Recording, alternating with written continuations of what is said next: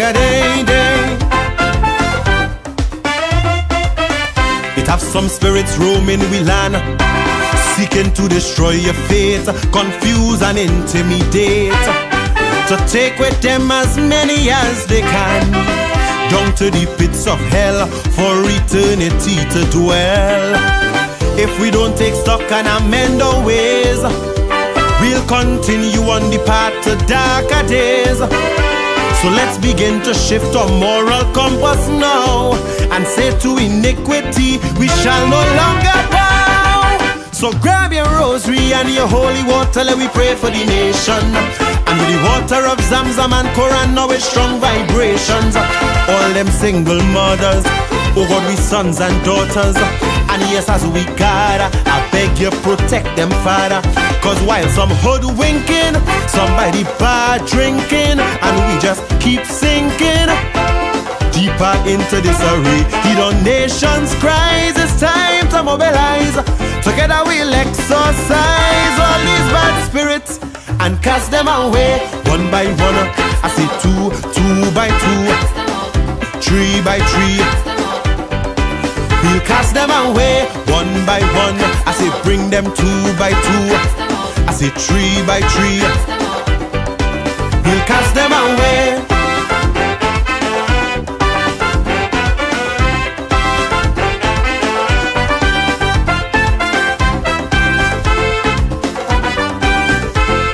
Boy, yeah, yeah. Not too long ago we shared one vision, I for you and you for me, brotherhood, camaraderie, embracing each other's traditions, carnival and Diwali, jamming soca and chutney. Then a divisive spirit was thrown in the mix, contaminating we workplace and we politics, pitting one against the other, perverting life, standing on the precipice of civil strife. So grab your calabash, your konanga water, let we pray for the nation. And with Tulsi and Ganga Jal in hand, man, is strong vibrations. All the hate and anger, look like hitting hard like banga. But together we labor, because you are my neighbor. Cause when we made the trip, slavery and indentureship, exploitation and the whip, but what a price we paid. Though we have different names, our passion is the same. So unity we must reclaim. And all these bad spirits, we'll cast them away one by one. I say bring them. I say bring them. We'll cast them away one by one. I say 2 by 2. Ding, ding, ding, ding. And when we walk through the valley, treacherous roads and alleys, in the darkest hour we shall not cower. Cause deep inside we got the power. Don't show us the power. God gave us the power. The power, power, power, power, power.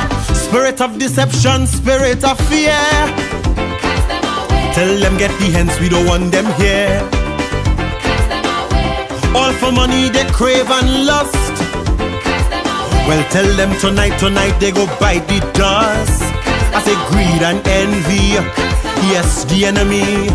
Spirit of illusion, spirit of confusion, wickedness and war, them who rotten to the core. Termites of the state, while hunger still dominates.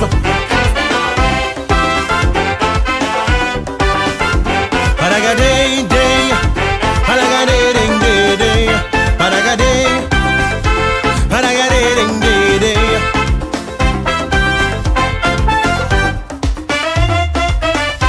This behavior is not by chance, because when you sell your soul, you are never in control. In this deadly romance, damnation is the reward when money is your god.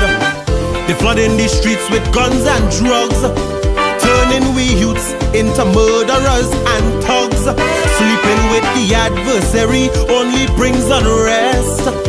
That's where imps and wicked spirits manifest. So grab your candle, bring your holy Bible and we pray for the nation.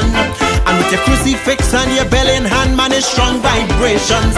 All them evil breeders, bosses and leaders, tell the gangs we see them and we come in to free them. Upholders of the law, businessmen and the poor, fighting this spiritual war.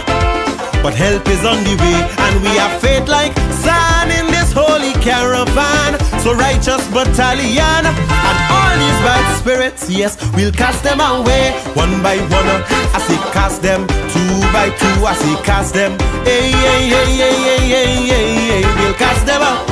One by one, two by two, three by three. We'll cast them away.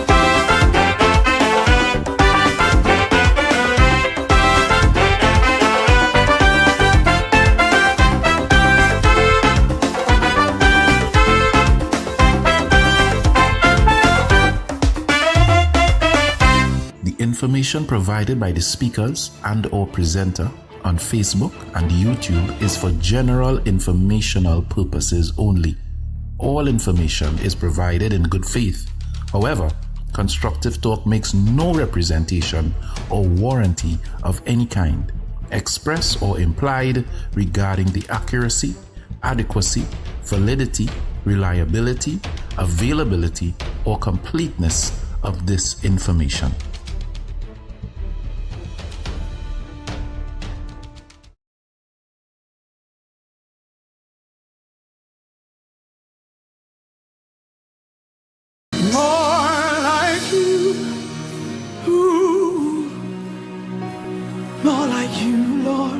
Let me hear your voice sing more like you sing. More like.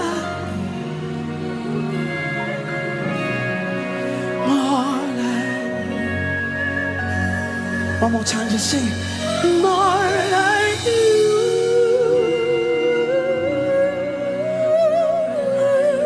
More like you.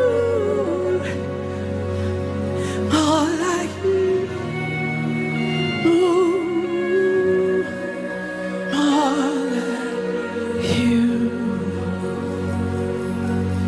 Your loving arms over me. I'm standing unworthy. Watch me in your cleansing blood.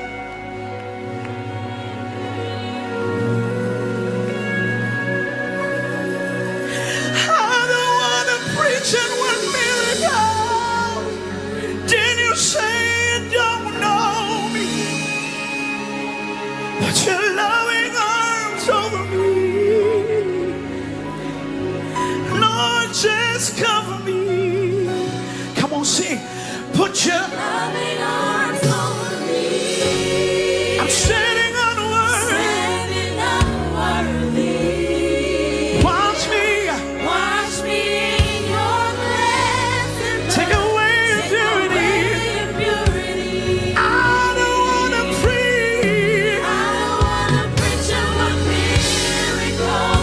Then you say you don't know me. Put your loving arms over me.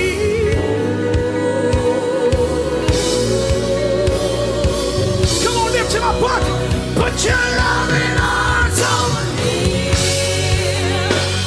I'm standing unworthy. Sing, watch me in your cleansing blood. Take away impurity. I don't want to preach. I don't want to preach and work miracles. And then you say you don't know me. Put your loving arms over me.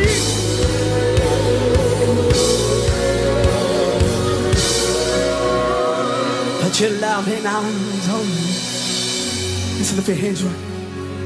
I'm cold and I am weak. My knees buckle in the fear. Let them down and bend the knees.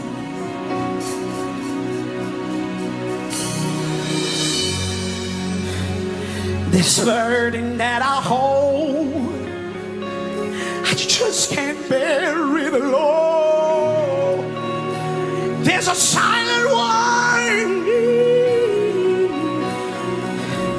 Oh, listen, the darkness in this world is a temptation to, come on, see it, my flesh tastes it sweet, and I am drawn to defeat.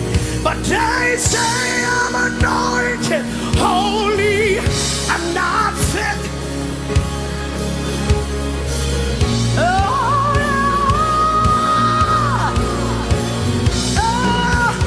But you're coming on over me. I'm standing unworthy. Wash me in your cleansing blood. Take away impurity. I don't wanna preach it. I don't wanna preach it with miracles. Then you say you don't know me. Put your loving arms over me. Lord, just call me. Put your loving arms over me. Lift your hands right now. Overflow in this place. Fill our hearts with your love. Your love surrounds us. You're the reason we came to encounter your love. Your love. Come on. Overflow in this place. Overflow in this place. Fill our hearts with your love. Fill our hearts with your love. Your love. Surrounds us. You're the reason we come. You're the reason we to encounter. Your love. Movement is medicine.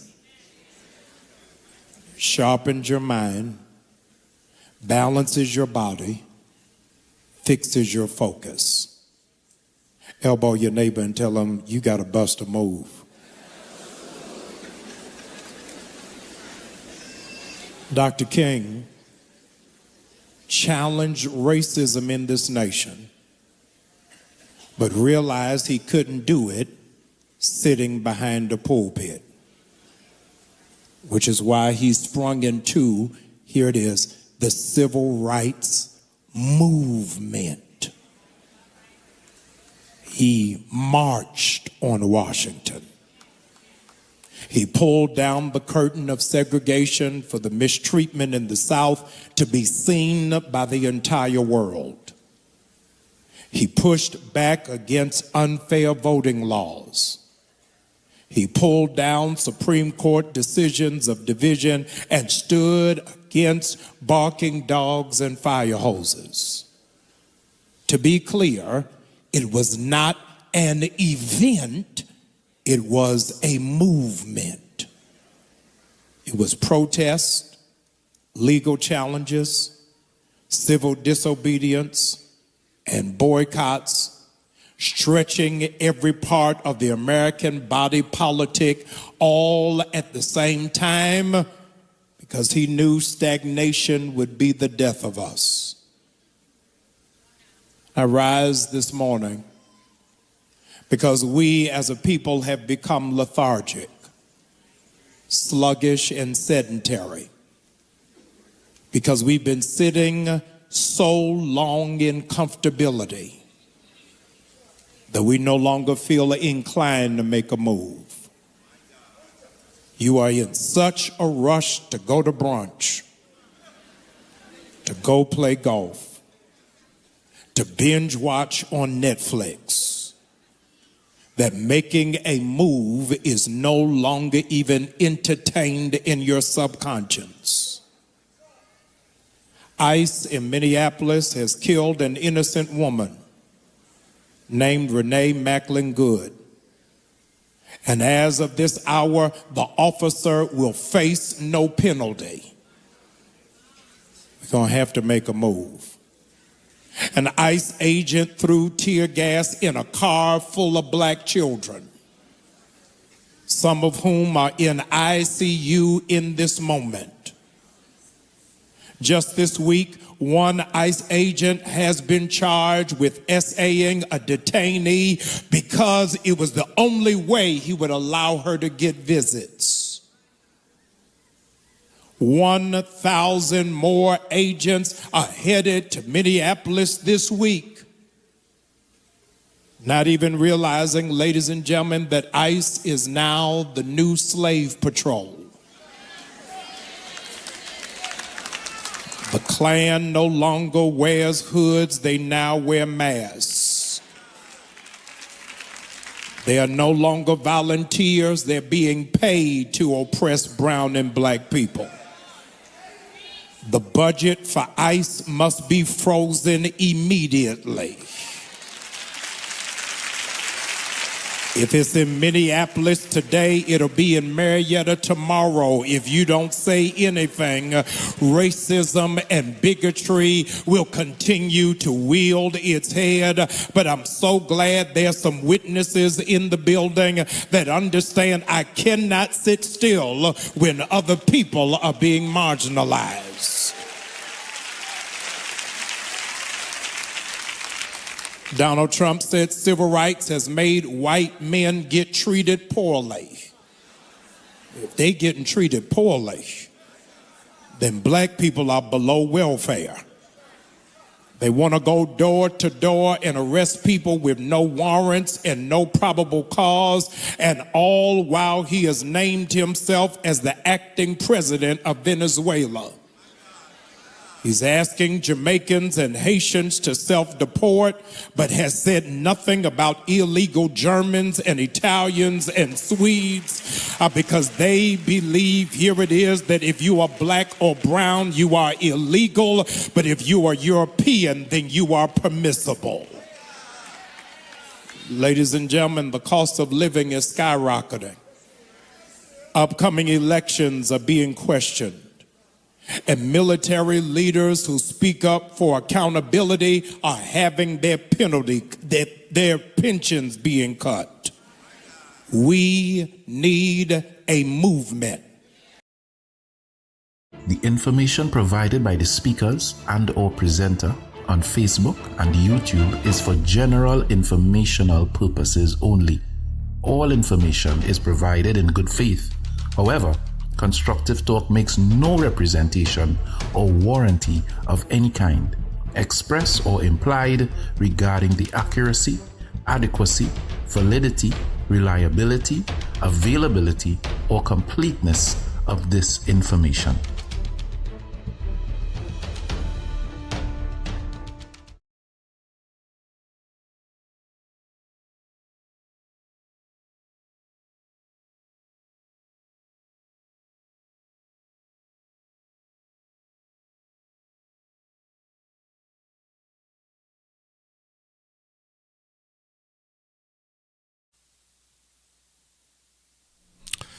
Good evening, everyone. Thank you for being with me here on Constructive Talk. It is what today is. Today is Wednesday, and on a Wednesday I normally would have my dad with me, but this Wednesday I really choose to just talk to you guys alone because of certain things that are in the news. All right, so let me say good evening to those of you again for joining me on Constructive Talk. Wow, there's so much happening, so much taking place, so much to talk about, and I really hope that we can talk about some of the things that are happening in Trinidad and Tobago, and by extension the world. So how all you going? I see all you get freedom from YouTube, all my YouTubers. You know, when one thing happens, another thing happens. So what's happening is that YouTube is free. YouTube is free. YouTube is free to chat now. So I'm seeing people coming on. When you come on YouTube, comment Back fully. Yeah, comments is back fully. So you all could let me know, Pastor. Nice. We could text again, yes. So what I'm saying is, now that you're back up, you can message me. Let me know where you're looking at me from. All right, message me and let me know where you are looking at me from. Let me say good evening to all of you who are joining me this evening on Constructive Talk. So let me know where you're looking at me from now. Those of you who are on the live. All right, so just text and tell me where you're looking at me from. If you're looking at me from San Fernando, Arima, Moruga, just type the area of where you're looking at me from. All right, please just type in the area where you're looking at me from. Hey. Oy, oy, oy, oy.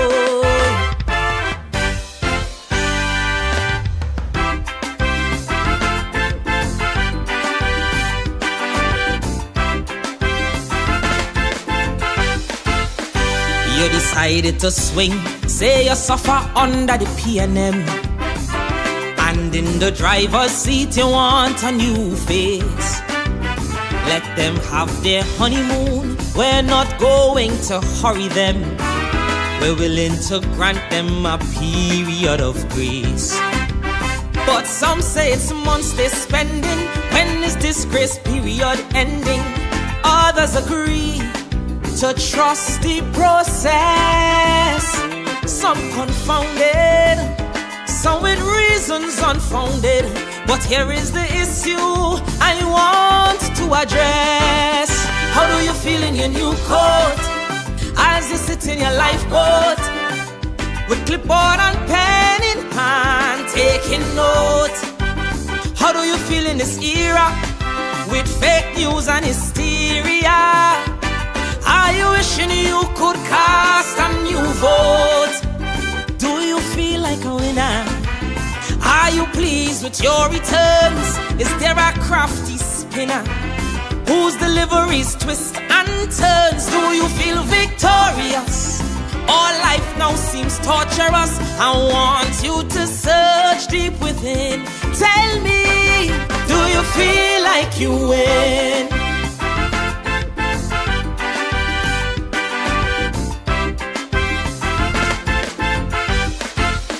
In Parliament we expect sharing of wisdom and grace, not ministers with big degrees in a small-minded fight. So shameful to see MPs ranting and pushing race, trading insults across the floor just to be right. Real issues they're not addressing, listening to them so depressing. We're left to wonder how some even qualify. Are we back in primary school where the biggest bully acts are full with literacy low but arrogance real high? How do you feel in your new coat as you sit in your lifeboat with clipboard and pen in hand taking notes? How do you feel in this era with fake news and hysteria? Are you wishing you could cast a new vote? Do you feel like a winner? Are you living with deep regret? Do old memories linger? Is this what you thought you'd get? Do you feel victorious? All life now seems torturous. I want you to search deep within. Tell me, do you feel like you win?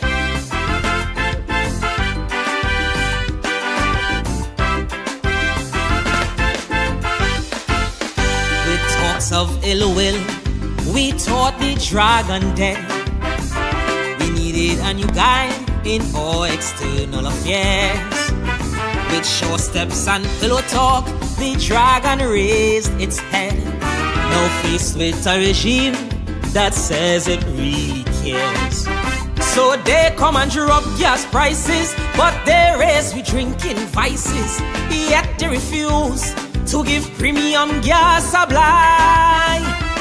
Then the offer paper appear with a permit for less than a year. Folks feel the 6 months license is a mama guy. How do you feel in your new coat as you sit in your lifeboat with clipboard and pen in hand, taking notes. How do you feel in this era with fake news and hysteria? Are you wishing you could cast a new vote? Do you feel like a winner? Do you trust Kamala's leadership style? Is there courage within her to fight and go the extra mile? Do you feel victorious? All life now seems torturous. I want you to search deep within. Tell me, do you feel like you win?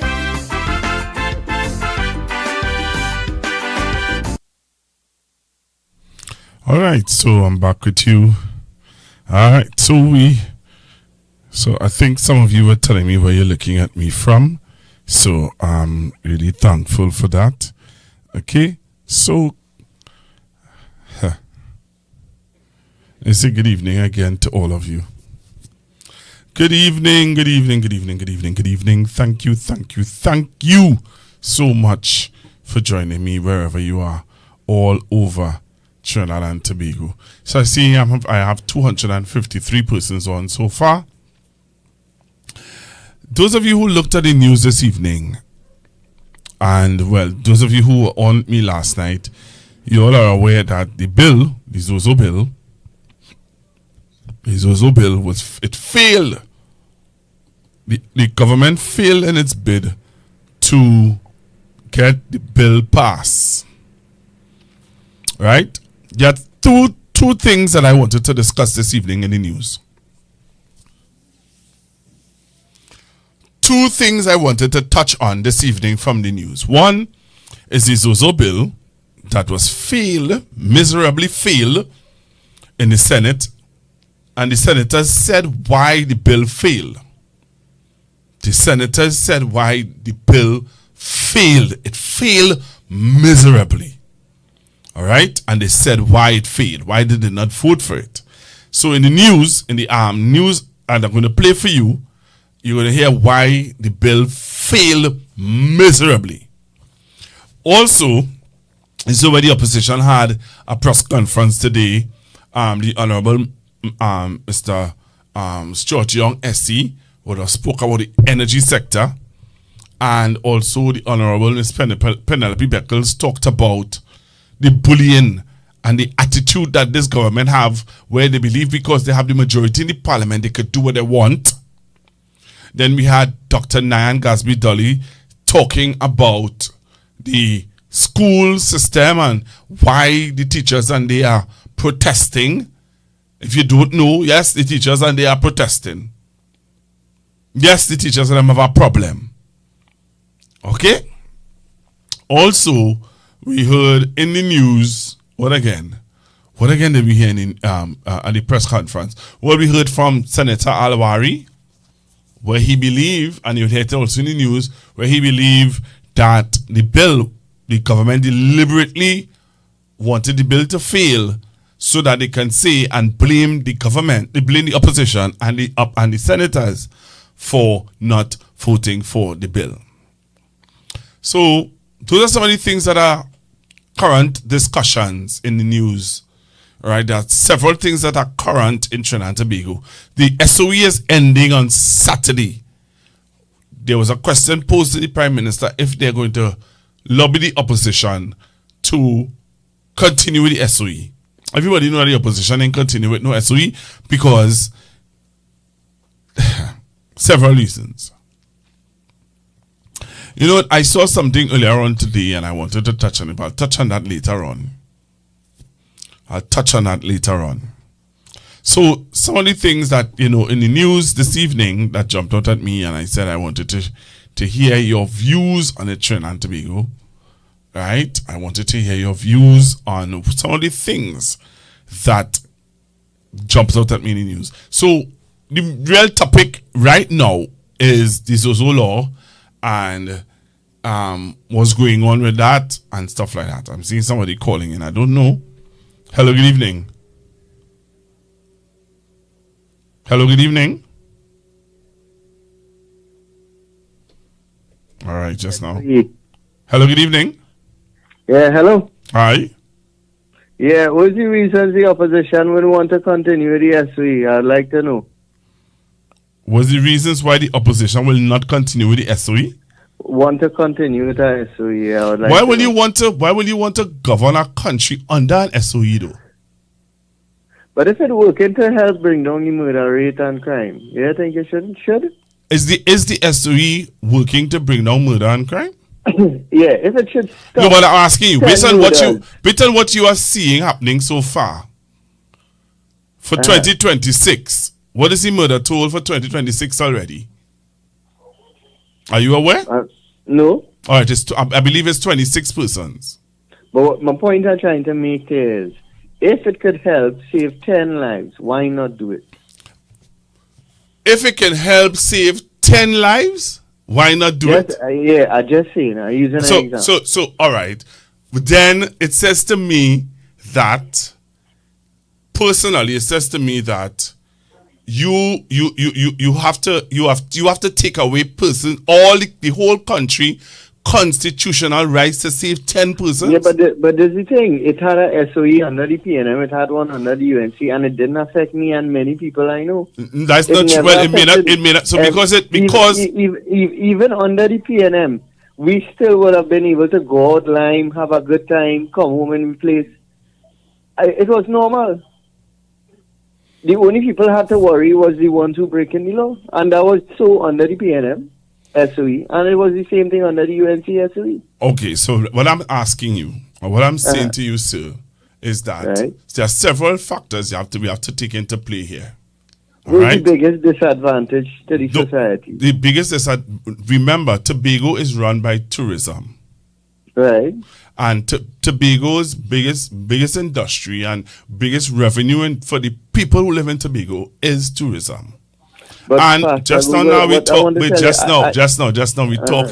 So if Tobago biggest revenue generator is tourism, and if I am living in the UK and I'm living in France and I'm seeing where this country is under an SOE, right, I would not want to come to a country that is governed under an SOE. But my point I'm trying to make here, even under the PNM SOE, right, it didn't affect Tobago. Yes, it did. It did? Yes, it did. I saw tourists like normal. No, sir, it did. You heard hotelers and persons in Tobago who were saying that the SOE is affecting their revenue. But what proof you have of that, though? Literal proof.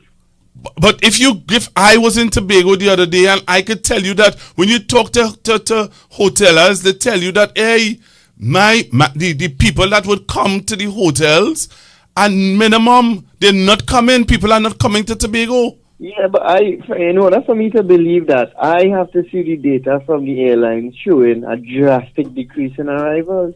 Okay, well, you could do that on your own, you know? You know you could do that? You know you could do that? You could do that on your own. You could Google it and see for yourself. Right. So you're saying that the main reason why the PNM would support extending the SOE is because it would affect Tobago? No, I never said that. But that's one. That's one of the reasons. And where's the others? There are several other reasons. Well, tell me. I want to learn. Because if you look at our, all right. So you're talking about the country investors, people coming to invest. Investors are not going to come into a country where there's an SOE. But point I'm trying to make is, even under the PNM, people still invested and open business did business. And you're not seeing that. But you're not seeing that businesses are closing down in Trinidad and Tobago. Listen. Businesses was closing down for quite some time. Now you're switching your tongue. You just tell me under the PNM, people was invested. Now you're telling me, and I'm explaining to you now that, hey, when you watch it and you see it on the news, you're looking at the news and you're seeing that people are closing down businesses. You're not telling me, well, people want to run business before. The reality of it is that you support the SOE because you feel as though there's a level of safety. I don't feel any safer, being honest with you. I don't feel any safer and we talking here. Let me show you this. Let me give you this. Let me give you this example. I usually would sleep with my window open. Right. In my community, because I felt as though my community was ridiculously safe. Right. So I used to sleep. Let me tell you, my son bedroom is the last bedroom in the house, and he used to sleep with his window wide open, all his windows wide open. My bedroom, I used to sleep with my window wide open. I live in a flat house, so it's not as though you could say, well, your house on a height, so people can't climb up. Anybody climbing up there is on a flat. Right. And one day I sit down watching the news, and I saw the street, about 2 streets away from where I live, I saw my neighbor making the news because his dog would have had a bite up a man. Yeah. Right. And I'm like, but wait now. But that's right there. So immediately now, some of my friends started to call me and say, hey, you like to sleep with your window open. You need to start to lock up your place. Let me tell you this. I used to be watching TV, and my front door would be wide open. All after 10, 11 o'clock, I watching TV, and my door wide open watching TV. Now, when you see what's happening on that SOE, when you see what's happening in my community, brethren, I just start to close my door by 8 o'clock. But what I'm saying is, if the SOE could save 10 lives, what statistics do you have that it's saving 10 lives? But just recently, before the end of last year, the government came and announced the drop in crime and whatever. And then the PNM party, members of the PNM jump up and say, that is because of the SOE. Right? That is what the PNM said. That was all over news and so on. I didn't see that all over the news, but go ahead. Well, yeah, it went all over the news. But anyhow, that's what they say. They blame it. The drop in crime and drop in murder is because of the SOE. I looking at it from this point. So this is the second SOE that this government have, eh? So you want a third one? You want a third one? It didn't affect me or anybody else. So because it didn't affect you. So all you care is about you then. You ain't really care about nobody else. And that's all you have been saying to me. So, let's be real, right? All you have been saying to me so far for your justification for an SOE is because it don't affect me. So because it don't affect you, mean that they should have an SOE? And in my whole neighborhood. No, well, I don't. Well, I'm sharing with you. In my neighborhood, we don't feel safer with a SOE. Well, in my neighborhood, let's be real.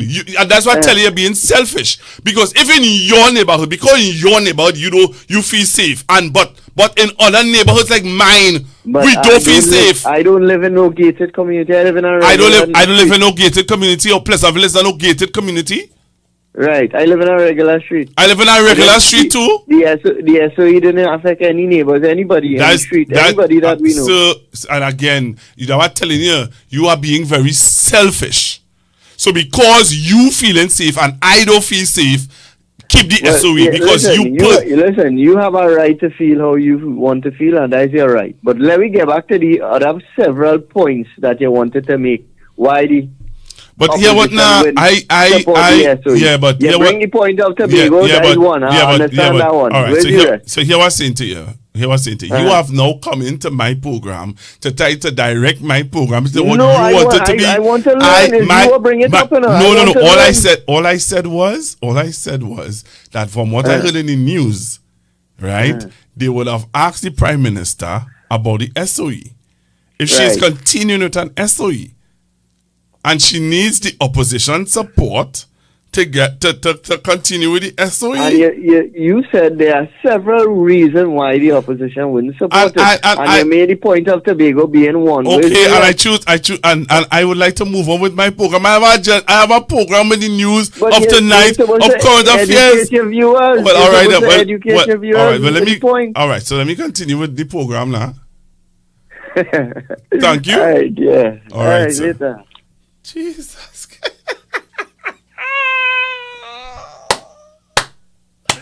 Oh, God. Wow. That was a hot start. Wow, that was a hot start. How they find I do good or I do bad? Normally, I get a little flustered. But how they find I do good or I do bad? Let's put a thumbs up or a thumbs down if you think I did good. Good night, everyone. Good night, everyone. Why this man don't go in and sleep? Oh gosh, all you know. All right. Somebody said time to move on. The government will call on the U.S. for help. Mark my words. Okay, words. Okay. What neighborhood he in? Okay, good, very good. You handle it well. You did good. Thank you. A lot of people let's tell me, oh, let's get a little flustered. Let's get loud. Let's get out of timing. So I tried my best. But this year, you see, I take your advice and I take your counsel. People tell me I get loud and get dismissive and get take the thing. They tell me more big, take it down. All right, so I try my best. To do that this year. Hello, good evening. Good evening, Pastor. Good evening, sir. Well, your first caller put you on a good little rendezvous. That's all right. That's okay. But I'm being honest with you. I don't have a problem with it. I really don't. I'm going to explain a little thing to him. You see the state of emergency, if it affecting you, that is your problem if it affecting you. But the other people, the million or the thousands or how much, you don't know, he don't know what they are being affected of. I telling you, we don't travel around the place again anymore whatsoever. But I'm not going to stand on the edge of the road or lime outside by a parlor all over the night and a man with a car just pass and leave a bullet on me and kill me. The police, them on the SOE, not going around the community looking for things. People on the main road will go, well, the worst bill they bring is the house invasion bill. Like it's a more house invasion now. Since that bill come out. And nobody not doing anything.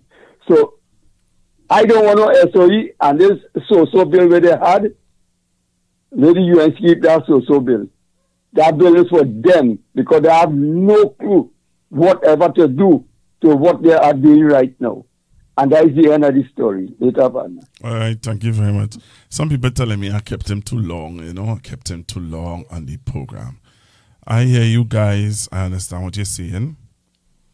I understand what you guys saying. Some people think I kept him too long on the program, on the line. Cool. I take that. I take that. I hear you all, and all right, I'll work on that. All right, let's take this call. Look how I'm taking calls, and I haven't even started my discussion properly yet. Hello, good evening. Good evening, Pastor Google. I won't be too long. Hi, listen to this. Yes.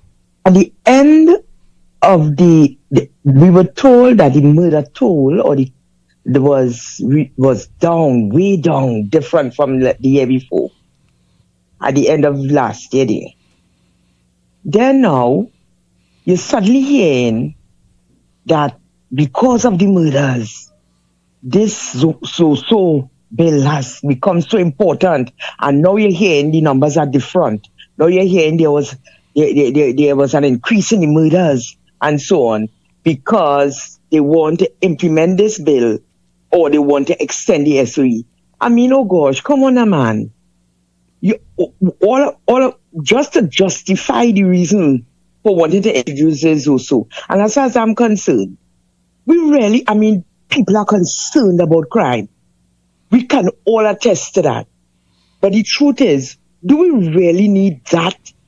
Do we really need that when they can go into areas, since they all know where these criminal areas are and who are the criminals and who are the gang leaders?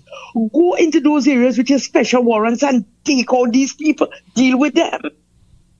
Why we have to be subject to you getting up any morning and deciding this area is now considered a zone and that area is now considered a zone? Why? There are other mechanisms in place that it could happen. We didn't need to be faced with this kind of drastic decision.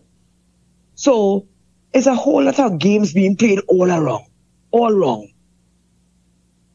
So we just have to watch them and keep them. I mean, we can't finish thanking the senators. That's all I have to say. Yeah.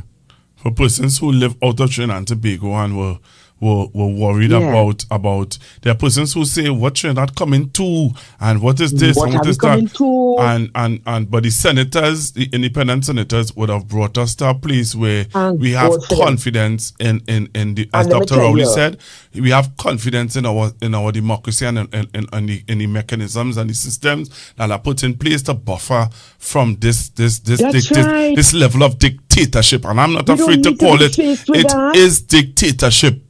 But you're calling it what it is. It is dictatorship because when you look up the meaning of the word dictator, it's a political leadership that is governed by military force, and also it takes away your constitutional rights.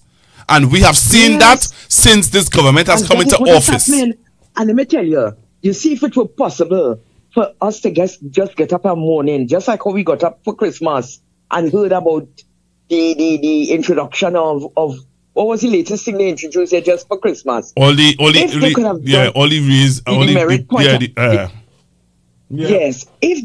done that, they would have done it, We would have just get up and hear that. You would have heard that the area is now under Zoso condition. And this area would have, and that is what would have happened.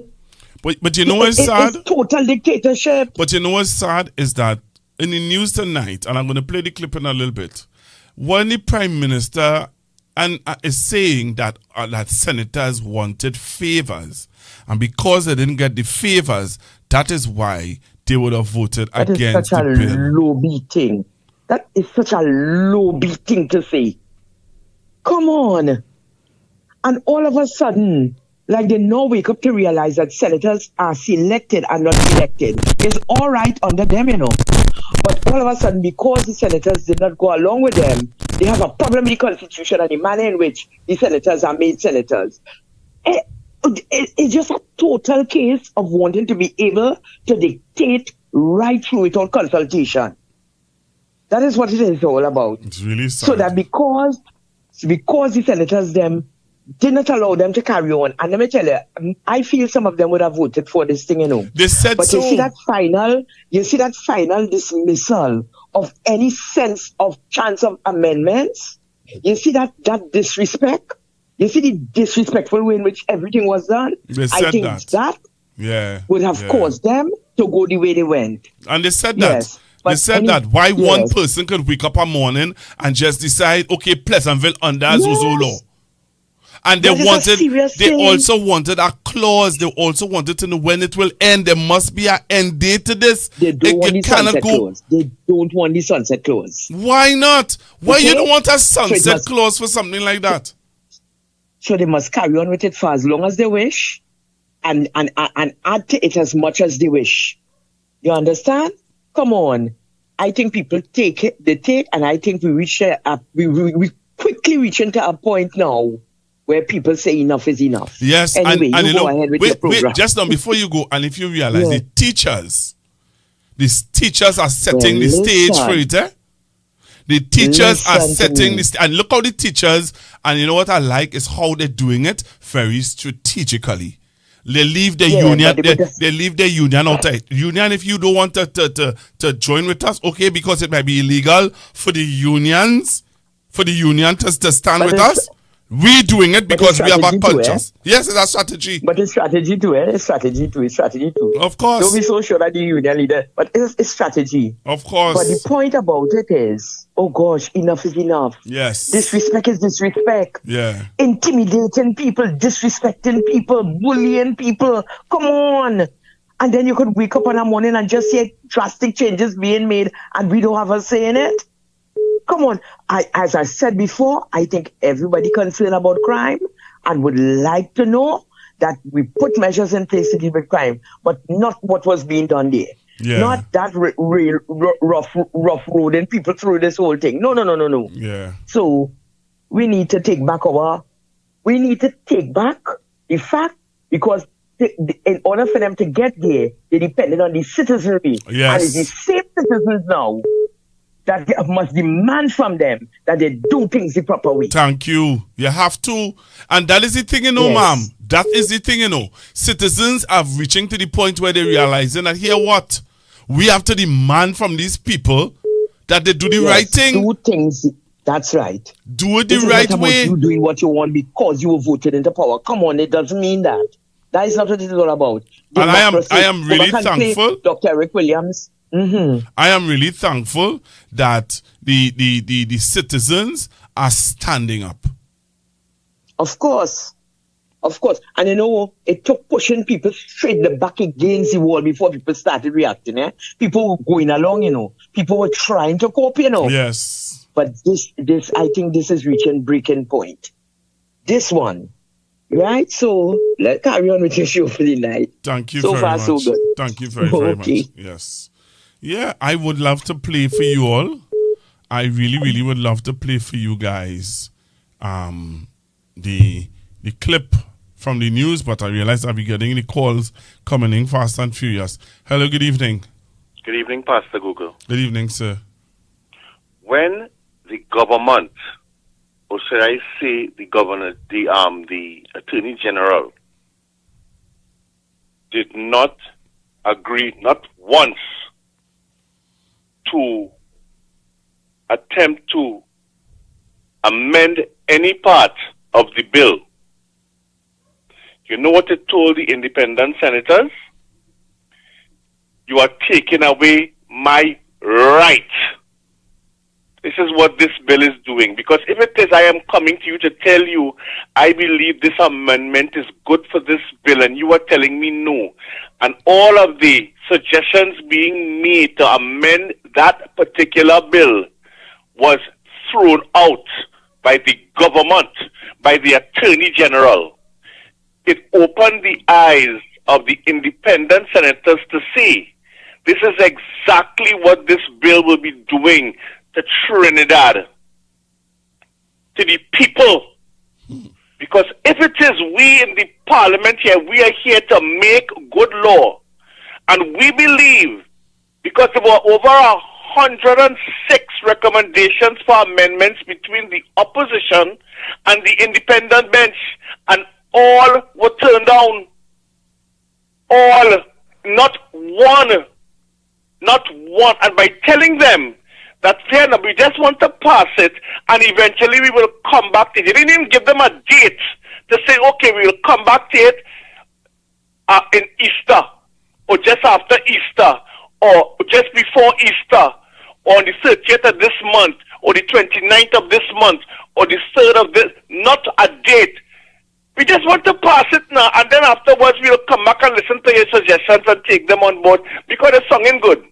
Really? And that demonstrated to the independent bench, if you have this power to do this at this level, what for the simple people in those communities that one person decides to declare that this is a zone of operation? They would have no rights. The same way you're taking away our right for us to have our position heard with respect to these amendments. You're taking it away. And this is what you would be doing to the citizens of the country. So when your first caller was talking about it was working, it doesn't matter if it was working, it wasn't working. Because, you see, when this keeps saying that murders went down by 42% last year, who is saying it? Who's saying that murders went down by 42%? The government. Where's the evidence of that? Where's the evidence of that? And he doesn't even know how many murders there were for this month so far. You mentioned a figure, but it's higher than that. It's higher than that? Yes, to the extent where, up to this morning on the morning program, 2 calls came in asking the talk show hosts how many murders so far for the month, and they could not answer. And one of them made an excuse and said, well, we normally take it from the Express because it used to be in the Express on a daily basis. You hear what he said? But that jump over everybody's head. It used to be in the Express every single day when a certain, what he didn't say was this part, when a certain government was in office. But today, the Express ain't giving you that figure every day. Primetime TV used to have it up on the screen, big and bold, that Stevie Wonder could see. But they don't have it there anymore. So it left the speculation. They were, as I told you before, they go come in March and say, hey, guess what? They only had 30 murders for the month of January. Who's saying that? You? Me? Where's the evidence? And that is the issue that we have. So, and if murder's going down, but then why why you were so desperate for this zone of special operations? If you're so happy with the SOE that it worked, and that the reason why this last SOE was enforced was because you said, even though you have the gang leaders, you have to go up, the gang members are coalescing, and you need to go after them. So then it didn't work for the last 3 months then. You didn't tell us that. You tell us it worked. But then what you want to have Zosos for? To stifle people? To take away their rights? You could come one day and realize your son ain't come home and you want to know why. And when you ring his phone, no response, no answer. And when next day come, you're going by the police station, they don't have no report. Next thing you know, you have to go and realize, only to realize that he was picked up. And for what reason? No reason. And nobody can tell you nothing. And they don't know. And they don't know exactly where he is. And your rights, his rights, taken away from him. So he has to sit there for as long as one person who can renew that 180 days on her own by just mentioning it in the parliament, not having it debated, just mentioning it. Just mention it, and that's it. So your son could end up staying there because there's no sunset clause for maybe 6 months, 1 year, 18 months, 2 years, 2.5, 3 years, maybe 4. You don't even know. And that is the danger of this bill. That is the danger of this bill. And he has no rights, and you can't get him out because he has no help. They could say what they want, but oh no, that is not true. He could be, there's a tribunal, and they could say what, and there was a tribunal for SOE too. And what happened to it? There was a tribunal for SOE, remember? Yep. And what happened? How many of them got out? What about the prisons officer who is still incarcerated, and for what reason? Because they decide he's a friend of who? The boy with respect to the Taylor Sitahal murder. He's a friend. Where's the evidence of that? But now you see, from next week, when those people come out and they get their attorneys, we will see how things will change up. And when the marching start, you will see again, because they were desperate. You should have seen them on Friday. You should have seen the Attorney General desperate and treating the independent senators as your last caller indicated. Imagine the Prime Minister going to the extent where she is saying now that 2 of them wanted favors. Well, I want to play it. I want to play that video. Call the 2. If you're so brave, call the 2. I want to play that don't video. Don't leave it to speculation. Call this. If you saying so, call. And you know, somebody told me something tonight. They said a certain former deputy deputy political leader of the UNC said she's very deceptive. She smiles with you, but she's very, very deceptive. Yeah, Mr. Warner said that. You talk again. Yes, sir. Mr. Warner would have told the nation that. Yep. Mr. Warner told us that. He warned us, but stick breaking our ears. Ian Allen had up 31 murders. Somebody just sent a voice note saying that Mr. Ian Allen had up 31 murders. So, caller, my first caller, I gave you wrong information, so I was just corrected. Mr. Ian Allen had it as 31. All right? Wow. And that is just January. That is just January. What about what's going to happen? What's going to happen next month? We don't know. All right, so let me play this video for you. All right, let me play this video for you. This is what was in the news this evening. So take a listen to this. All right, this is what was in the news this evening. So please, please, please take a listen to this. Independent senators are tonight denying a major accusation by the Prime Minister that two members of their bench attempted to seek personal favors in exchange for supporting the Zones of Special Operations Bill. The Prime Minister's latest criticism against the independent bench follows their failure to support the bill in the upper house, causing it to collapse. Kamla Prasad-Bissessa claims there were approaches that were made to a senior government senator during the Senate debate, but were immediately rejected.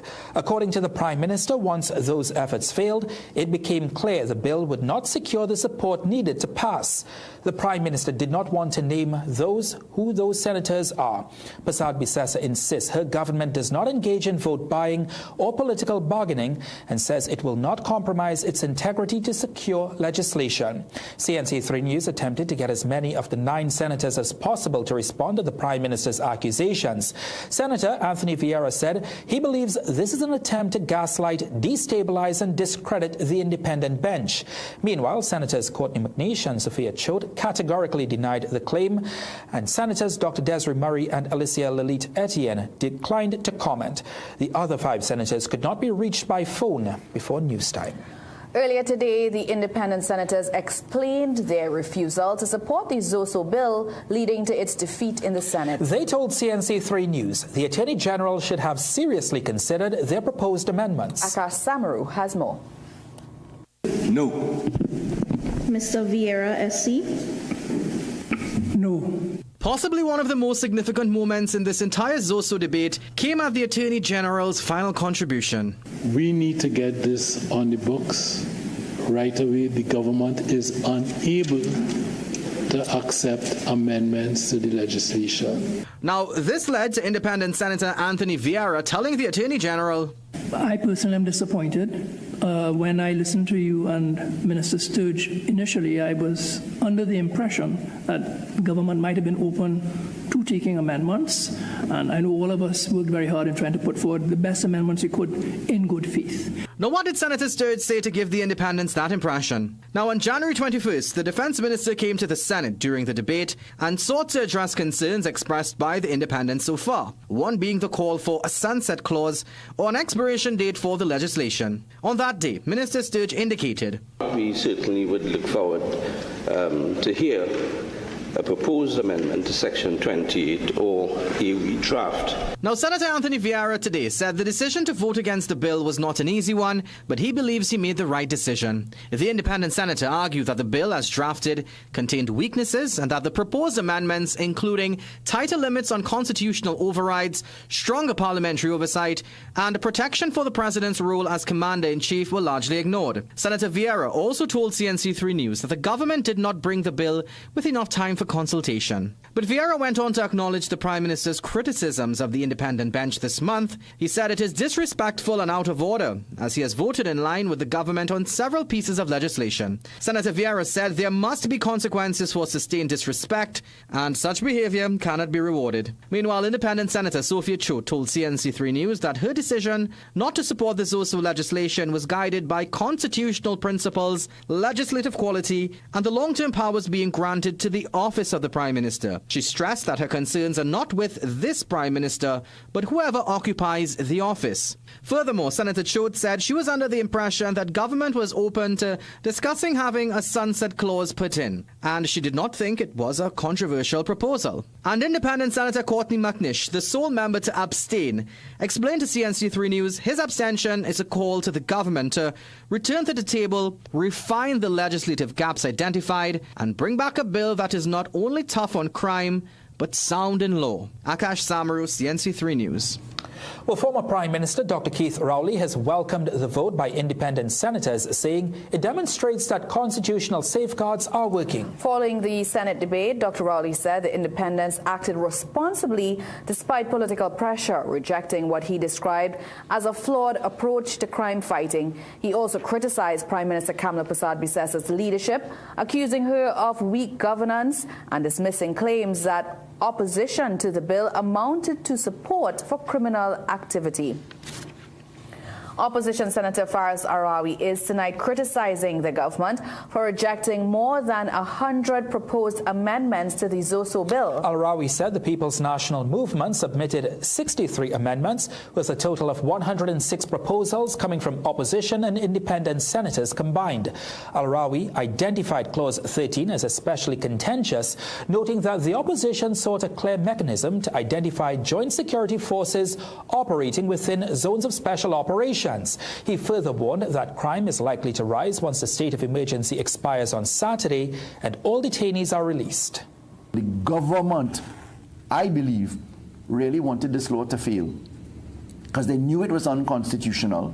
They refused to accept amendments, and their intention will be to blame the opposition and the independents for the lack of passage of the law when crime starts to escalate.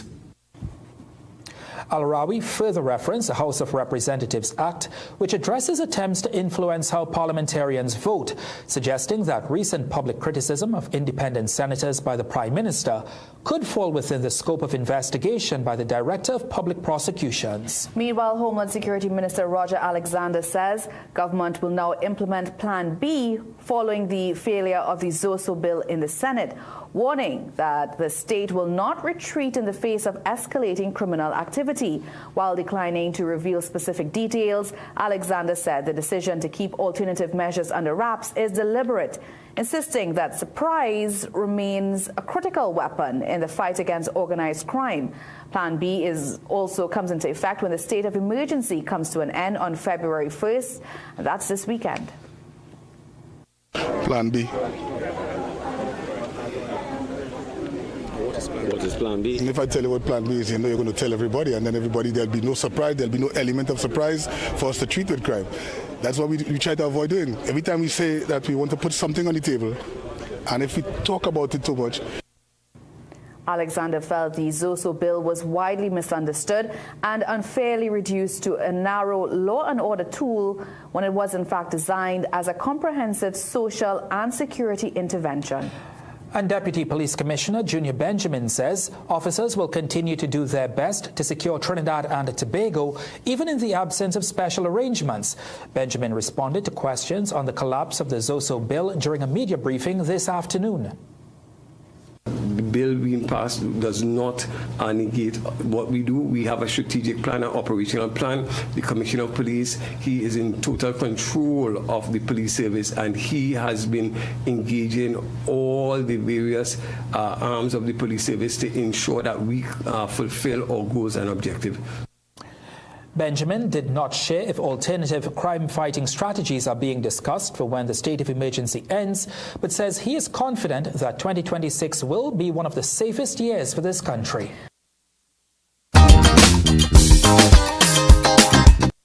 Check your bomb, Mr. Fiddler! I have a story for you. I said I have a story for you. I have a story for you.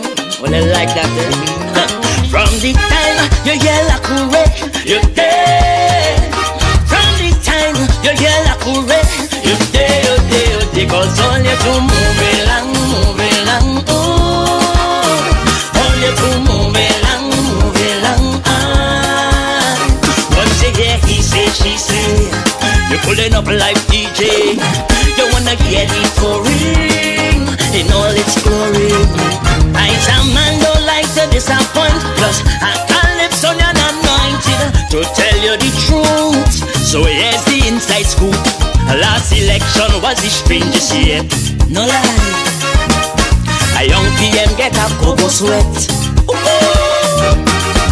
When they done adding up the polls, they appoint 173 years old. I'm to them boy. Celebration will class start to knock. People pass out, yeah, do they walk. 2 days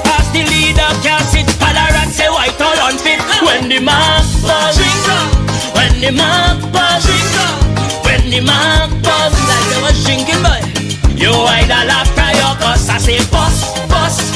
When the mark buzz, when the mark buzz, real people's buzz. Bacchanal is a must from the time you hear la courée, you there. From the time you hear la courée, you there, because all you to move along, move along. Move along, what you hear about Kankatang? You're pulling up like a wagon. You wanna hear the touring like hot Palori. I am afraid to give you the talk. Kaisonia does walk the walk and say what we mean. So here's the scene. An old Calypsonian drink some rum. Who's that way? He start to talk like it make him dumb. That's alright. And the Law Association of Trinidad and Tobago is expressing serious concern over the police commissioner's decision not to suspend officers involved in a shooting that left one man dead and another seriously injured following a chase. LAT says the commissioner indicated he reviewed video footage circulating on social media and saw no basis for suspensions. However, the association says the footage it viewed appears to show officers firing at a crashed vehicle, with one occupant seemingly attempting to surrender and no visible exchange of gunfire. The association is reminding that the criminal law applies equally to civilians and law enforcement, and that deadly force is only justified if it is proportionate and necessary to address an immediate threat. LAT also notes that while the commissioner previously referenced an exchange of gunfire, it has not seen any footage supporting that claim.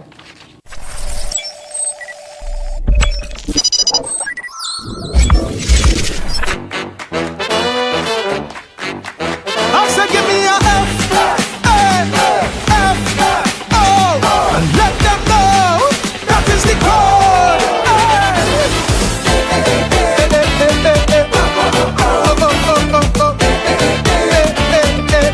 Oh Lord, some say the code is this, some tell we it's that, but I go hear the facts. Give me. We experiencing a global phenomenon.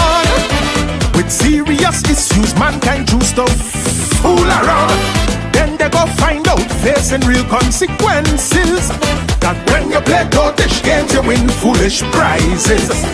The mighty US of A, look how them in disarray, because they forget the first dose of madness. So with the short-term memory, they welcome back Donald T to give that fascist a second term in office. But after they take the bait and they realize where's the fate, enough of them want to change the vote, but it is too late.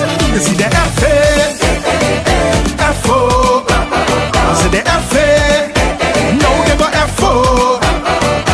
Plenty immigrants made their choice. Uncle Donald they supporting, but he put their support on ice and themselves he start deporting.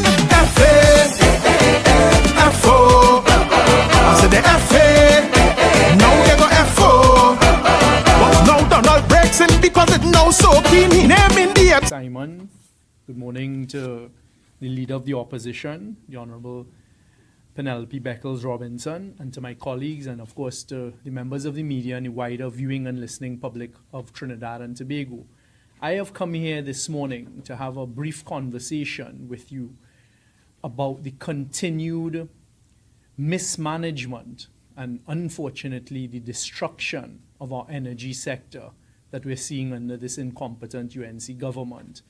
And in fact, to explain to the population how it has already begun to affect each one of us as citizens, and it is not confined to these concepts of what goes on in huge plants and huge petrochemical plants at Point Lisas and Atlantic LNG. Unfortunately, as we had warned, we are now seeing the effects of an incompetent UNC government, and in particular those who have been given the responsibility of managing NGC, which is one of the most important state assets that we, the citizens of Trinidad and Tobago, own. What we're seeing by the chairman of NGC and another board member, is the information coming to me, is the two of them single-handedly dismantling and destroying not only the energy sector anymore, but now our manufacturing sector. So I want to put it in context because I expect them to, as usual, try to mislead the population. There are many off-takers of natural gas in Trinidad and Tobago. What we've come to understand, because it is now at the forefront and on the front burner, is that there are light industry, manufacturing industries in Trinidad that use a percentage of the natural gas that NGC sells.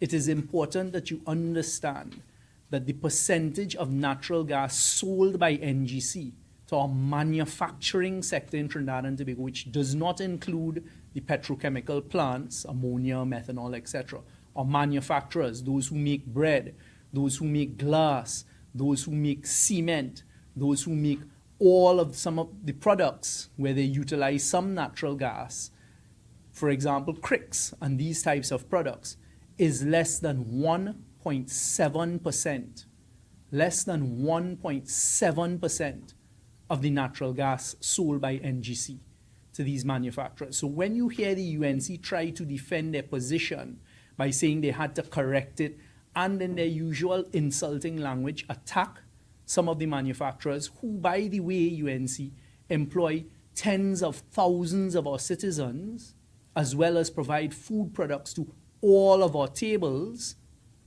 they are important because they contribute to the economy, not only in terms of the jobs of the people they directly employ, not only in terms of the products that they sell, but also they are foreign exchange earners. So if they are using less than 2%, they're actually using 1.7% of the natural gas. Why these draconian measures taken to impose upon them without discussion a 70% increase in natural gas? That affects all of us citizens, as we're seeing now, because prices are going to increase, jobs are going to be lost, etc. And what Trinidad and Tobago needs to know as well is that NGC, when we were negotiating the gas prices and the purchase of the gas from the upstreamers, we ensured to negotiate prices for the light manufacturers, which, as I say, are 1.7%. So don't come and fool or attempt to fool the population that you're righting some wrong. What you are doing is you are no longer only destroying the energy sector, but you're now destroying the manufacturing sector. How does it follow on? How does it knock on? But before I get to that, let me give you a piece of information that came to us in the opposition. The way you would have heard us saying, and myself in particular, that NGC had failed to negotiate any new contracts with those that they sold gas to from May 1st, 2025 to the 31st of December. That was the period to begin negotiations and discussions. That is how you do business. We hit the 31st of December. Do you know what NGC did? Listen to the dates carefully. On the 24th of December, Christmas Eve, it seemed like they all wanted to destroy Trinidad and Tobago for Christmas. On the 24th of December, Christmas Eve, NGC wrote to those that they supply natural gas to, some of them, and told them, here is a contract. You have until the 27th of December to accept the contract, or we're going to turn off the gas. That is the behavior of the NGC. So whilst the rest of us woke up on Christmas morning experiencing higher fines, etc., our manufacturers got a notice on Christmas Eve telling them agree a price on the 27th. The 25th is Christmas Day, and the 26th is Boxing Day. That is how Gerald Ramdeen and another board member are running your gas company in Trinidad and Tobago. Complete incompetence, and they are destroying not only our energy sector, but the manufacturing sector, the knock-on effects. It is not only the price of gas that has gone up by 70%. Customs duties have gone up astronomically, and that is on the importation of raw materials used by the manufacturers. Electricity rates for industrial users are going up as well. What you have is landlord surcharges as well being thrown into the mix. LPG prices of over £100 of LPG. There have been increases there as well. So the raw materials increase customs duty, and now you increase the price of natural gas, which is another raw material. If you don't want to listen to us and the truth that we're telling, quite usefully, one of the users and one of the larger users of that 1.7% came out and told their customer base, and this is TCL's language, Trinidad Cement. This is their independent language. They came out and said on the 26th of January, a few days ago, to their valued customers, and I'm just going to highlight the important language they use. Over recent months, TCL has experienced significant increases in manufacturing costs, including raw materials, the same customs duties where they increased it that we talked about, and of course, globally prices may go up, but what we have control over is the importation duties. UNC puts that up. Packaging and general inflationary pressures. I've just listed what the general inflationary pressures are and how the UNC single-handedly is putting pressure on us, the citizens, by putting pressure on our manufacturers to destroy them by the increases that they're imposing. And they go on to say, these cost escalations have materially impacted our production cost. In bold, they put, in addition, a substantial increase in natural gas prices has been proposed by the National Gas Company to the manufacturing sector. Natural gas is a critical input in cement. They go on, and then they come down in bold. TCL does not support the gas price increase and continues to actively engage with relevant stakeholders in pursuit of more balanced income. However, based on the official information communicated to date, the expected increase represents a material and unavoidable cost impact, and then they say they're going to increase pricing. This is also going to affect our foreign exchange earning because our manufacturers' products are going to become less competitive, and it means their cost goes up, and when their cost goes up, we earn less foreign exchange. I don't have the time this morning to break down that, but that is the reality. So the UNC's incompetent and ignorant management of our mismanagement of our energy sector is no longer only destroying the nutrients who they have not entered into discussions and negotiations with over gas prices. Is Nutrien really closed down? It was just a few days ago we had been asking the question as a responsible opposition since last year, what has happened to Woodside in Trinidad and Tobago? It was by our interrogation, Senator Al-Rawi and myself, in the Joint Select Committee of the Energy Affairs Committee in Parliament, that we found out for the first time that Woodside closed operations in Trinidad and Tobago and have one employee. When our question was finally approved in Parliament and we asked it, the Minister of Energy's response was, oh, you should have known that. And of course, in their usual manner, they conflated it. What we approved as the PNM was Woodside's sale of assets to Perenco that had absolutely nothing to do with our knowledge of whether they were shutting down their operations in Trinidad and Tobago. This is what is going on with our energy sector and the knock-on effects to our pockets and the goods and products we utilize. We are also seeing unprecedented amounts of businesses closing down. You're seeing it on a daily basis, unfortunately, and I won't call the names of those businesses. The second point I'd like to briefly touch on is Atlantic LNG's restructuring. You heard us say, and it was achieved in December 2023, that had never been done anywhere in the world. Thank God the PNM did it. What it means for us is we're getting a higher price for the gas that we're producing.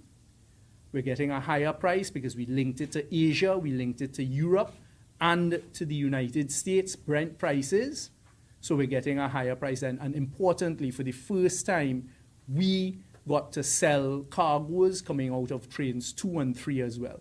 So I saw the chairman of NGC talk without knowledge about how that is being used and the PNM. It is because the PNM restructured Atlantic LNG, the people of Trinidad and Tobago are able to benefit from LNG cargoes and an increased shareholding in Atlantic LNG.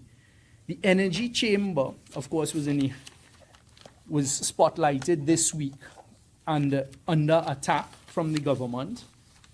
But importantly, just very briefly, there was an article in the newspaper yesterday that they talked about optimism and the outlook for 2026. Every single project that the president of the Energy Chamber spoke about and that what they're looking forward to and what they're hoping to carry Trinidad and Tobago, every single one is a product of the work we did. They say we have seen some projects being completed and moving to begin production, notably BP SIP project, that was us. And the EOG BPTT joint venture Mento project, that was us. The Trinidad's first grid-scale renewables project, Brechin Castle Solar Farm, which we know as Project Lara, again, that was us, the largest solar farm in the whole CARICOM region. They go on, EOG BPTT, Coconut, the construction taking part at Tufco's Yard, BPTT's Fort Subsea project, Ginger, Shell's Manatee, all, thankfully, the work of the former PNM administration. And we are happy for Trinidad and Tobago, but our concern is nothing new is happening. I saw them hustle to sign NGC, a contract with EOG a couple days ago, and they're trying to say, look, they've achieved a new contract with, again, not true. That is the extra additional gas from the Mento project that we negotiated. Fortunately for Trinidad and Tobago, we're getting more gas from Mento, so there was some more gas to be sold. Nothing new has happened. The last point I'd like to touch on very briefly is Dragon, because an international energy intelligence analyst reached out to me this morning about Minister Munilal apparently in India talking about Dragon gas. He can't talk about it in Trinidad and Tobago. They can't even acknowledge, both himself and Kamla Persad-Bissessar, who is the president of Venezuela who owns the Dragon gas. They can't even talk about that. He can't answer questions in Parliament about it. None of them have been to Venezuela. None of them have spoken to the Venezuelan government.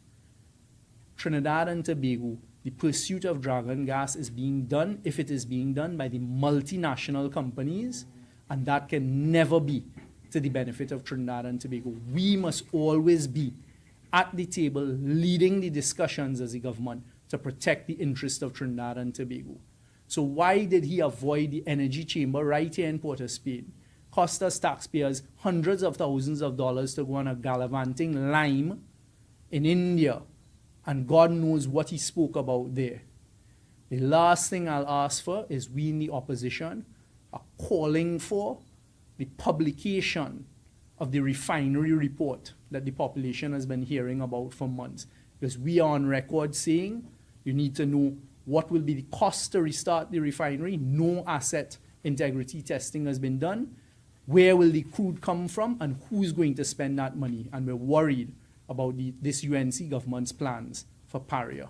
So thank you all very much. Thank the leader of the opposition for the for the opportunity this morning. Thank you.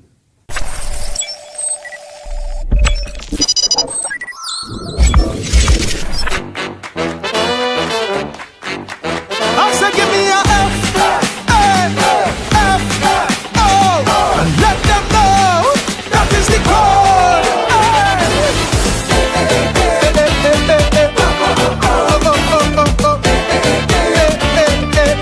Oh Lord, some say the code is this, some tell me it's that, but I go hear the facts. Give me. We experiencing a global phenomenon. With serious issues, mankind choose to fool around. Then they go find out, facing real consequences, that when you play totish games, you win foolish prizes. The mighty US of A, look how them in disarray, because they forget the first dose of madness. So with the short-term memory, they welcome back Donald T to give that fascist a second term in office. But But after they take the bait and they realize where's the fate, enough of them want to change their vote, but it is too late.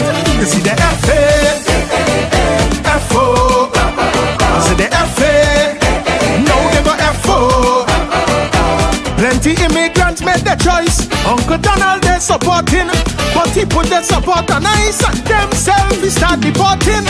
FA, FO, I said the FA, now they go FO.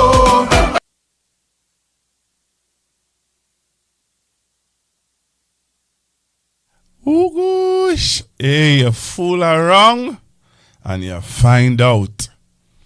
Plenty people fool around and find out. Yep.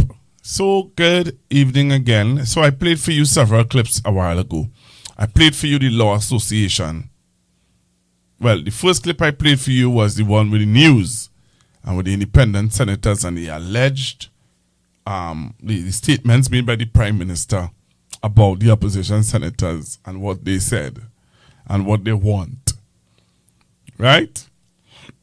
And then I played for you the clip of the Law Association saying that, hey, Commissioner, don't try to play with for fools. Basically, that's what the lad said. Don't take me for fools. And then I played for you just now the concerns that the opposition have about the gas industry in Trinidad and Tobago. Right? I played for you some of those things. I want to take your calls on 464-7003, 464-7003. So we are as a nation, we are now reaching to the point where we're watching our leaders, and because our leaders can't get their way, you start to throw out there red herring to try to get people to hate and attack. That's what they're trying to do. They're trying to get people to dislike the independent senators. That's what it is now. So if the independent senators and they are apparently they want something from the government, and because they didn't get it, that is why they voted against the Zoso bill. That's what the Prime Minister wants her supporters to believe and her supporters to believe and to watch the senators in that manner. My thing is, at the end of the day, people have their freedom of choice. The senators, independent senators, right? Do you hear what some of them said? They said that they asked them for a sunset clause. They refused to give them the sunset clause. They asked them, they said that, hey, they one person should not have that full authority to be able to call Pleasantville as Zoso. Hello, good evening. Good evening, Pastor Google, and Happy New Year to you. Good evening, sir. I haven't called your program in a while, but I've been always listening. Pastor Google, you know, I have been listening to the debate since last week Friday. And what I was getting out of it is that the government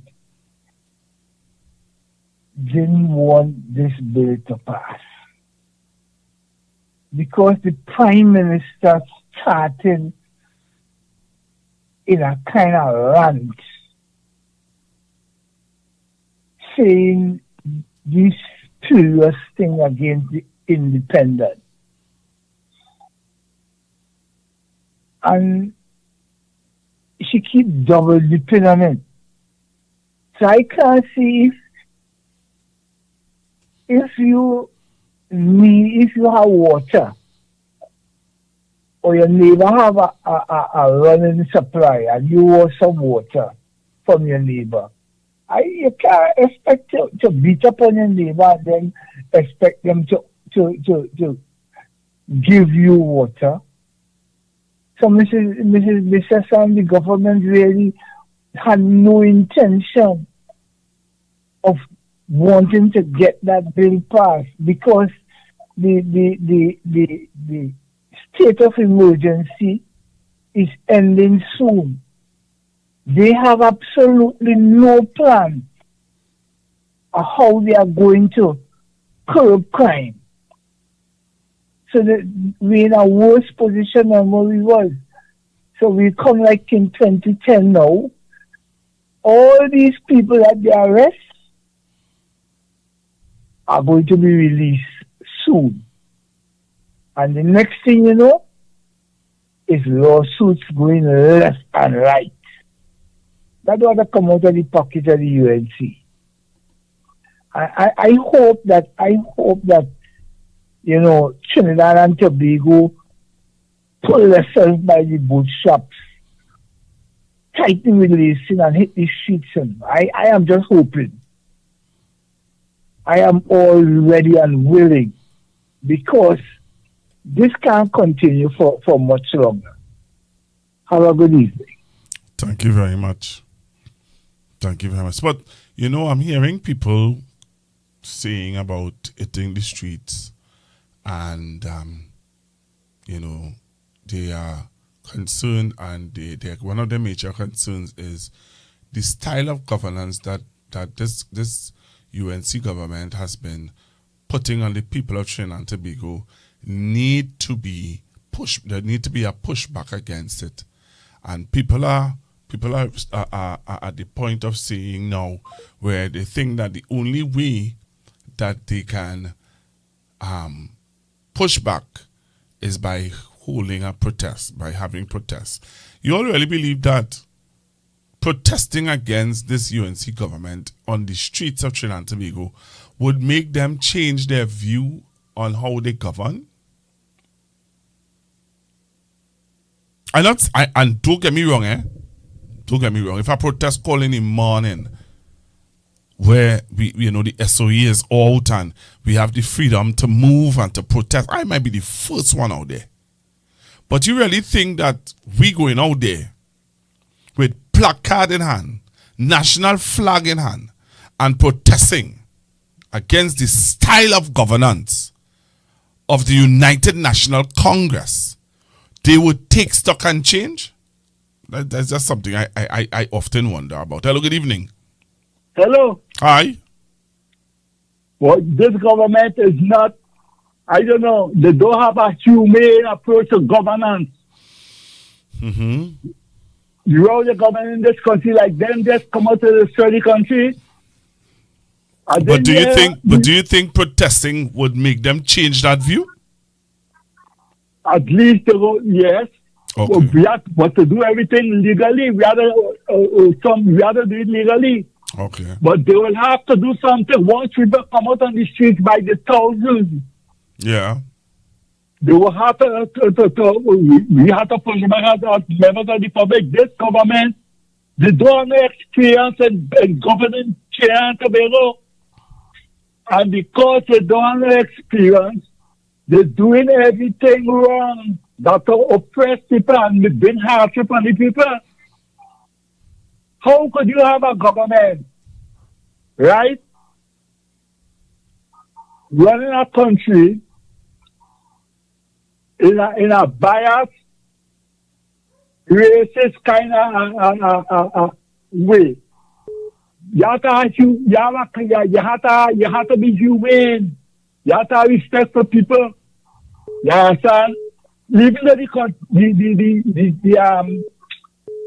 the state of emergency is still in place, of course, you only have a few more days. They don't, I mean to say, well, it's not to respect for people. All right, thank you very much. You have to low down the price. You look, just now, let me say a few words in it. Yeah, I go on the news, and so I see on the phone really that City Corporation lay off 500 people. Which city corporation? Port of Spain? Yes. I don't know if it's true. I see it on the phone. Send it to the phone. Send it to the WhatsApp phone. I'm not so phone savvy. What and where you saw it on your WhatsApp? On your program, the set of things. You saw it on my program? hello, calling on your program, you know. Right. People that send message on the program, the writing, the different messages. Oh, you just, okay, so wait. And I'm looking at the message now. Somebody saying on YouTube, I heard on the news tonight, 500 people sent home from the Port of Spain. What? See the corporation, either it's not Port of Spain, the corporation then. If it's not But I need to get the proof of that. I need to get some proof of that. I don't know if that is true. Okay. I don't know if that is true. I need to see that. Somebody need to send that for me. You see, so you see that, all right, somebody got to send it, all right. I understand what you're saying, anyhow, but your boy, the amount of wrong thing the government doing, yeah. The biggest hardship upon the people, yeah. TCL raise the price, that affected the manufacturers, it's thing. You see the gas that, the drug gas now, the Trump administration, that gone in and that gas we supposed to get. They know that gas gone and all them other kind of things. They bypass we say because the Prime Minister behavior. You understand what I'm saying? All right. And that was going on. They just come out to bring hardship on the people and make people fed up. They better them call an election now and let people go after the polls. Because it's not here, know what they're doing. And that makes all them causing crime. And the kind of perceived kind of wickedness and what they're doing. That's what bringing in crime because when people they are going to send them to school. What want them to do? You only find people. I mean to say you have to love in your heart and say you love this one, love that. But when you show it, you understand, boy, if you work, if you check out the government, you work, not telling you work. Anyhow, thanks. Have a good night. All right, sir. Thank you very much. All right, so I just Google it here and waiting for. So I just Google it and I'm waiting to see. All right, so I'm looking at TV6 News because I just watch CNC 3 News. I don't really watch TV6 News. Sorry. Hello, good evening. Hello, good evening. Hello. Hello, good evening. All right. Hello, good evening. Brethren. Hi, good evening. How are you going, my brother? I'm okay. I kind of just tune in, but your question is if we think that protesting may bring the government to the knees. If you think that protesting, my question is do you think that protesting will make this government change make them come to change their style of governance? Well, right. My initial answer is no. However, my initial answer will be no because they have the modus operandi. However, the people can force them to really make some changes. Okay. Right? Mm-hmm. Because it's the same outcry with the traffic article, right? The traffic changes that they renege, they go back to try to make some correction, but they still do a bad job, right? But again, if they get permission to demonstrate, we also have to get that, right?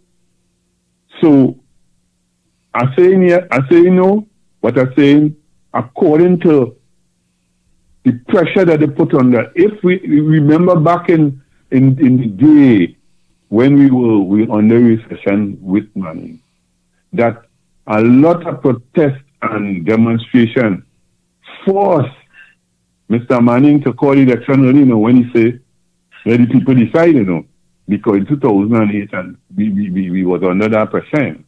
So it's possible, but it has to have mass demonstration all over the place, right? And all of these unions and associations, but we see now where the unions are in bed with the government, so we have a little issue there.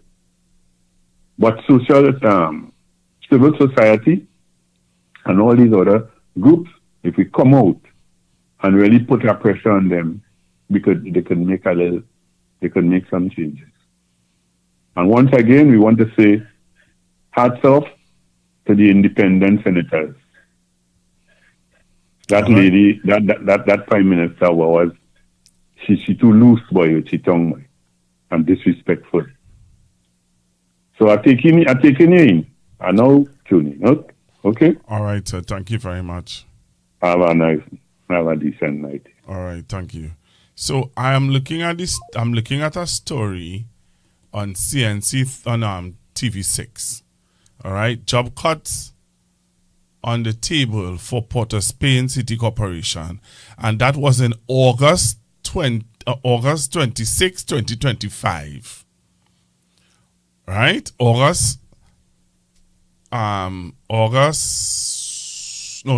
October 26, 2025, where job cuts are on the table for short-term workers at the Port of Spain City Corporation. The confirmation comes from Mayor Chinua Allen, who is calling on the government to increase the corporation budget allocation, as he says the corporation will not be able to carry the basic sanitation and other services.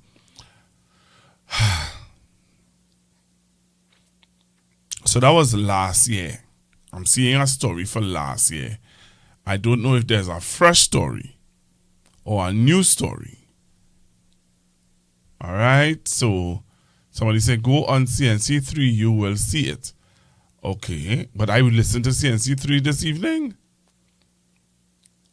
Pastor, it was on the news. 500 people get sent home from the city corporate. Nah, man, let me argue and find out. It was that today? That is the question I want to know. If that happened today.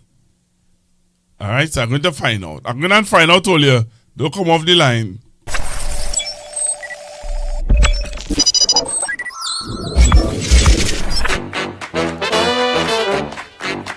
I said, give me a F, O. All right, that's somebody on the line. Hello, good evening.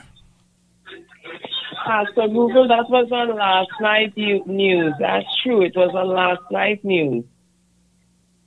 That the Port of Spain City Corporation sent home workers? Yes, that was on last night news. All right, let me talk to. All right, I'm going to talk to somebody and see what's happening. All right. Okay, that was on what last night on TV6. Wasn't CNC3.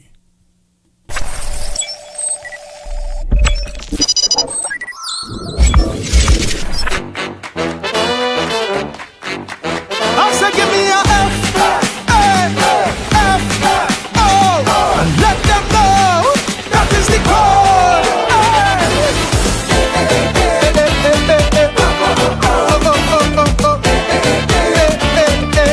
Oh Lord, some say the code is this, some tell we it's that, but I don't hear the facts. Give me. We experiencing a global phenomenon. With serious issues, mankind choose to fool around. Then they go find out, facing real consequences. That when you play totish games, you win foolish prizes. The mighty US of A, look how them in disarray. Because they forget the first dose of madness. So with the short-term memory, they welcome back Donald T. to give that fascist a second term in office. But after they take the bait and they realize where's the fate, enough of them want to change the vote, but it is too late. You see the FA, FO, you see the FA, now they go FO. Plenty immigrants made their choice. Uncle Donald they supporting, but he put their support on ice and themselves he start deporting. FA, FO, I said the FA. Now they go FO. But now Donald breaks in because it now so keen. He naming the Epstein files. So they now studying like they're voting. a presidential pedophile. F-A-F-O. I said the F-A, now they got F-O. You see when you're ever wrong, there's no doubt. Even Monk Sam will find out that what's sour in Bam Bam starts sweet in the mouth. When you shout F-A-F-O, I tell you that tell them that is the call. Oh, say, can you see? You see the call? Come in. Trinidadian love all fours, you know that is the truth. So when America Trump, we just follow suit. If them MAGA morons is America's concern, well, we present government is easily their clones. From 2010 to 15, the tenure was so obscene. Scandalize the land and destroy we economy. But like we missed the free for all, incompetence and bubble. So we bring them back to finish mash up the country. And as they assume their roles, I set a square peg in wrong holes. Now plenty people who help them win at the polls. Feel the F-A-F-O. They say the F-A, now they got F-O. The two worst Alexanders in the world and team make ministers. One is a racist troll and one need a West Indian first primer. F-A-F-O. I said the F-A, now we go F-O. Meanwhile, Tanti setting up TNT in people worship we in place. She should have let the Yankee army plant the radar in she pink palace. F-A-F-O. I said the F-A, now she go F-O. You see when you're ever wrong, there's no doubt. Persona non grata must find out that what's sour in Bam Bam starts sweet in she mouth. Sing it out. F-A-F-O. Tell them that is, tell them that is the code. Cause when code yellow wins, corruption begins. Where's the real code? Let me talk to the doc. Doc, you had the mandate of most of the electorate, not to mention the support of your party base. Somehow you took that to mean you could manipulate and dictate the decision of who should take your place. And because you were the top dog, you move like an overlord. You find when you tell them jump, they should have asked how high. You set out to sway the vote, offer up a young scapegoat to just get a kobo sweat after you say bye-bye. You delay party convention, play with party constitution, and figure you could have gerrymander the outcome of your F-A-F-O. Got your F-A, and then your F-O. You chain up the young man for truth to snap the election fingers fast. Although every poll warn you that would have be a shortcut. That's F-A-F-O. Got your F-A, now all of we F-O. So I would have reached out to the relevant authorities to see if I can get the information. I want to. How? No, that what you all telling me there, I didn't see it. I don't watch TV6 News. Somebody said it was on CNC3 News. I didn't see it on CN3 News. I don't know, maybe I missed it. But yeah, so I would have, as I said just now, I'm reaching out to, okay, so they're reading it. So I'm going to try to see if I can get them on the phone line also. If I get them on the line, well, that is it, you know. I'll get through. All right, so they're typing earlier. They're typing. Okay. All right. So hear what now earlier. Hear what? All right, let's just wait and see. Somebody asked. All right, so hear what? All right, so let's go. All right.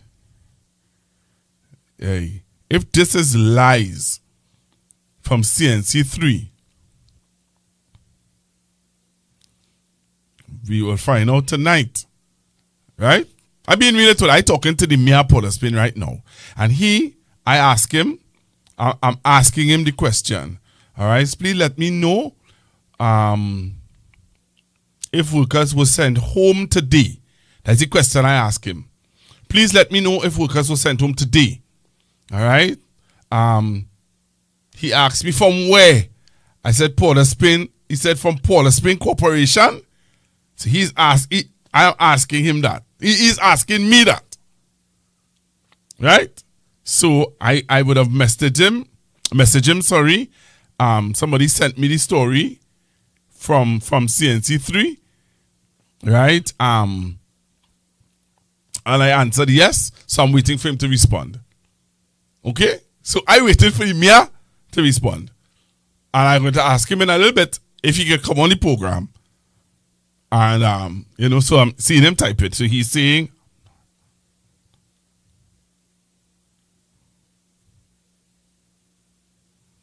okay. All right then. So,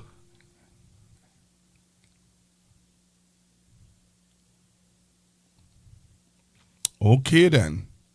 All right. So, can I read for you what the man is saying to me? Could I? So, the man is saying here, I am not aware that anyone has been sent home.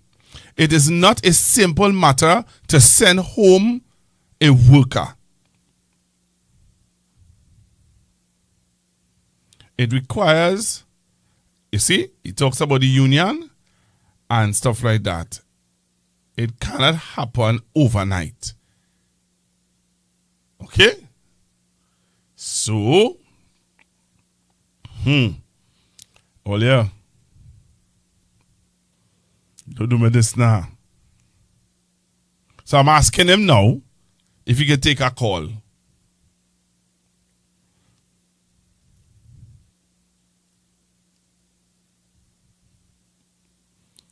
Okay?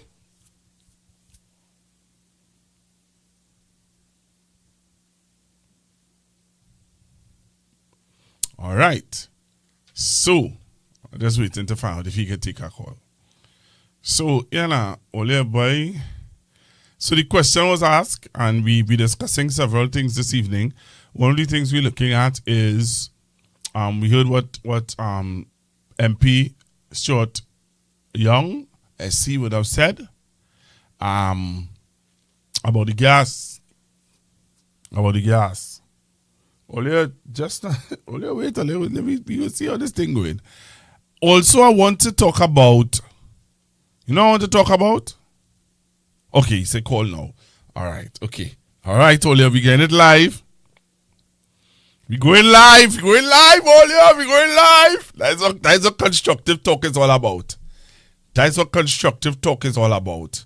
Yeah, that's what we talking about. If we getting him here to come on and clear up this thing.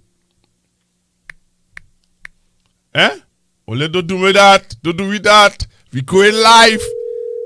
Let me do this thing. Let's do this. So I'm calling him now. All right. I take off the ringing tone for you. So when you hear the call, the ringing tone. All right. What's going on here now? It's calling. Come on. I'm calling you actually. All right. Let's do this. Let's do this. Let's do this.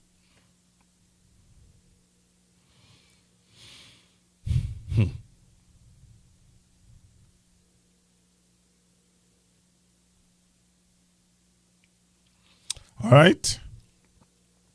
Yeah, so hear this now, Leah. Hear this now, Leah. This is wow. This is a wow moment for me. In the sense that, we discussing something and we trying to clear it up on constructive talk. And that's what the program is all about. That is what has made this program so relevant now. You know what I mean? We try our best to stay relevant and stay true to power. Stay in the realms of truth. So, again, let me say thank you to all of you who are on the live. How much people have? 698. There's people who are on the live. And those who are on, the ones who haven't subscribed to the page but watching the page, 2,509. Okay, so let's see. Let me try him back again. So I am going to continue to try to see if I can get hold of the Mia of Paula Spain. Mayor Chinua Allen, and let him clear up whatever misinformation. All right, whatever misinformation that is out there concerning. All right, whatever misinformation is out there concerning the. Okay. Hello, good evening. Hi, good evening. Pastor Google. What going on, man? Hi, there. How are you going? I'm real happy that you are able to come on and clear up this misinformation. I think is in the public domain. We have over 2,520 persons listening. Yeah. That's a fact. that is not a podcast. Yeah, we're doing, man. We're doing, man. Oh gosh. But let me say that tonight we have the large band preliminaries happening for Panorama. That's been going on all night and it's been going amazing. I heard All Stars play. Right. And let me tell you something, the competition is very, very stiff. Wow. Competition is stiff, so that I know that on this Sunday coming in the Savannah party is going to be amazing. Okay. All right. Well, I know that you will be most present. Oh, come on. From the first band to the last band. Are you going to be pushing any pan side, sir? Well, I mean, we'll see. Maybe I may make an appearance. When you see that. See that Trinidad and Tobago, this me are very hands-on. Well, you might find him to be quiet. His appearance, his demeanor, let's be one of reserve and quiet. But when you get to know him, boy, he is a gem. Mia, it is a pleasure to have you on Constructive Talk. Yes, I would have had you on when you were vying for the position of chairman, was it? Yes, that is correct. Right. That was about last year, June or July. Yes. And I am happy again, as I said earlier on, that you are on with us. News coming to Constructive Talk is that the Port of Spain City Corporation would have sent home workers. If it's not today, I don't know. I'm hearing today. I would have sent you the clip. I don't know if you looked at it, where the viewers on the podcast is saying that they saw it on CNC3 News, where the city corporation would have sent home workers. I don't know if you could clear up the information for us. No, no workers have been sent home from the Port of Spain Corporation. They're certainly not this week. I mean, if that had happened, I'm sure my phone would be ringing and all of the executives from the union would be calling me to find out what's happening. But no, there's no truth to any of that. Even for that to happen, there's a well-established disciplinary procedure. There's good industrial relations practice. And we in the council and certainly the members of the administration are very keen on ensuring that the rights of workers are protected. Wow. And while I have you on the line, Mia, there are several things that are happening, things that are going on in the city of Port of Spain that I would like for you to highlight. I'm seeing where you all are on a patching. I don't know. By the time we done patch, like you only will patch me. A patching campaign happening. A lot of the potholes on Richmond Street. A lot of the potholes on Kitchener Street, a lot of the potholes that in the city of itself. I know that it's something that you all are doing because of the carnival and the parade and the bands and stuff like that. But the way how you all have structured it in such a way that it is not just for carnival, but it is something that you all have strategically planned to do to alleviate some of the distress that persons have been going through day to day in the city. Share with us, Mayor, about this. Yeah, definitely. When I assumed office as the mayor of Port of Spain, I gave a commitment that the council will make a strategic investment in improving the road infrastructure. When we took a look at it, one of the biggest challenges that we had was that we had some machinery that was not working, and specifically our roller. You had to use the roller to make sure that you compact the surface and make sure everything is good and level. Yes. So that in the last financial year, the financial year that just ended September of 2025, we purchased a new 3-ton roller. That's that yellow roller that you see in the pictures. Yes. That roller is brand new. It's less than 1 year old. So we purchased that 3-ton roller. We purchased a new 3-ton dump truck. That is the dump truck that you might see in some pictures that is carrying the asphalt. And we also purchased, coming out to the end of the financial year, so we've had these things for just only a few months, some new road cutting saws. Because when you're patching a pothole, you can't just throw pitch in the hole. You have to square the edges and cut it and make it square. And then you fill it with your stone and your oil and then you put your asphalt. Right. So that this is part of a strategic investment that the council has made in improving the road infrastructure across the city, and not just in the parts of the city that most people are familiar with. That will be the parts that people who don't live in Port of Spain would visit. So not just in the downtown Port of Spain area, but just on Monday last, we were on Siparia Hill and Belgrade Street in East Dry River. Beautiful. So that we are doing patching work all across the city, from Sealots to Cocorite to Gonzales, Belmont, everywhere. And the council is very committed to ensuring that we see this project through and that we see some significant improvement in the quality of our road network. Wow.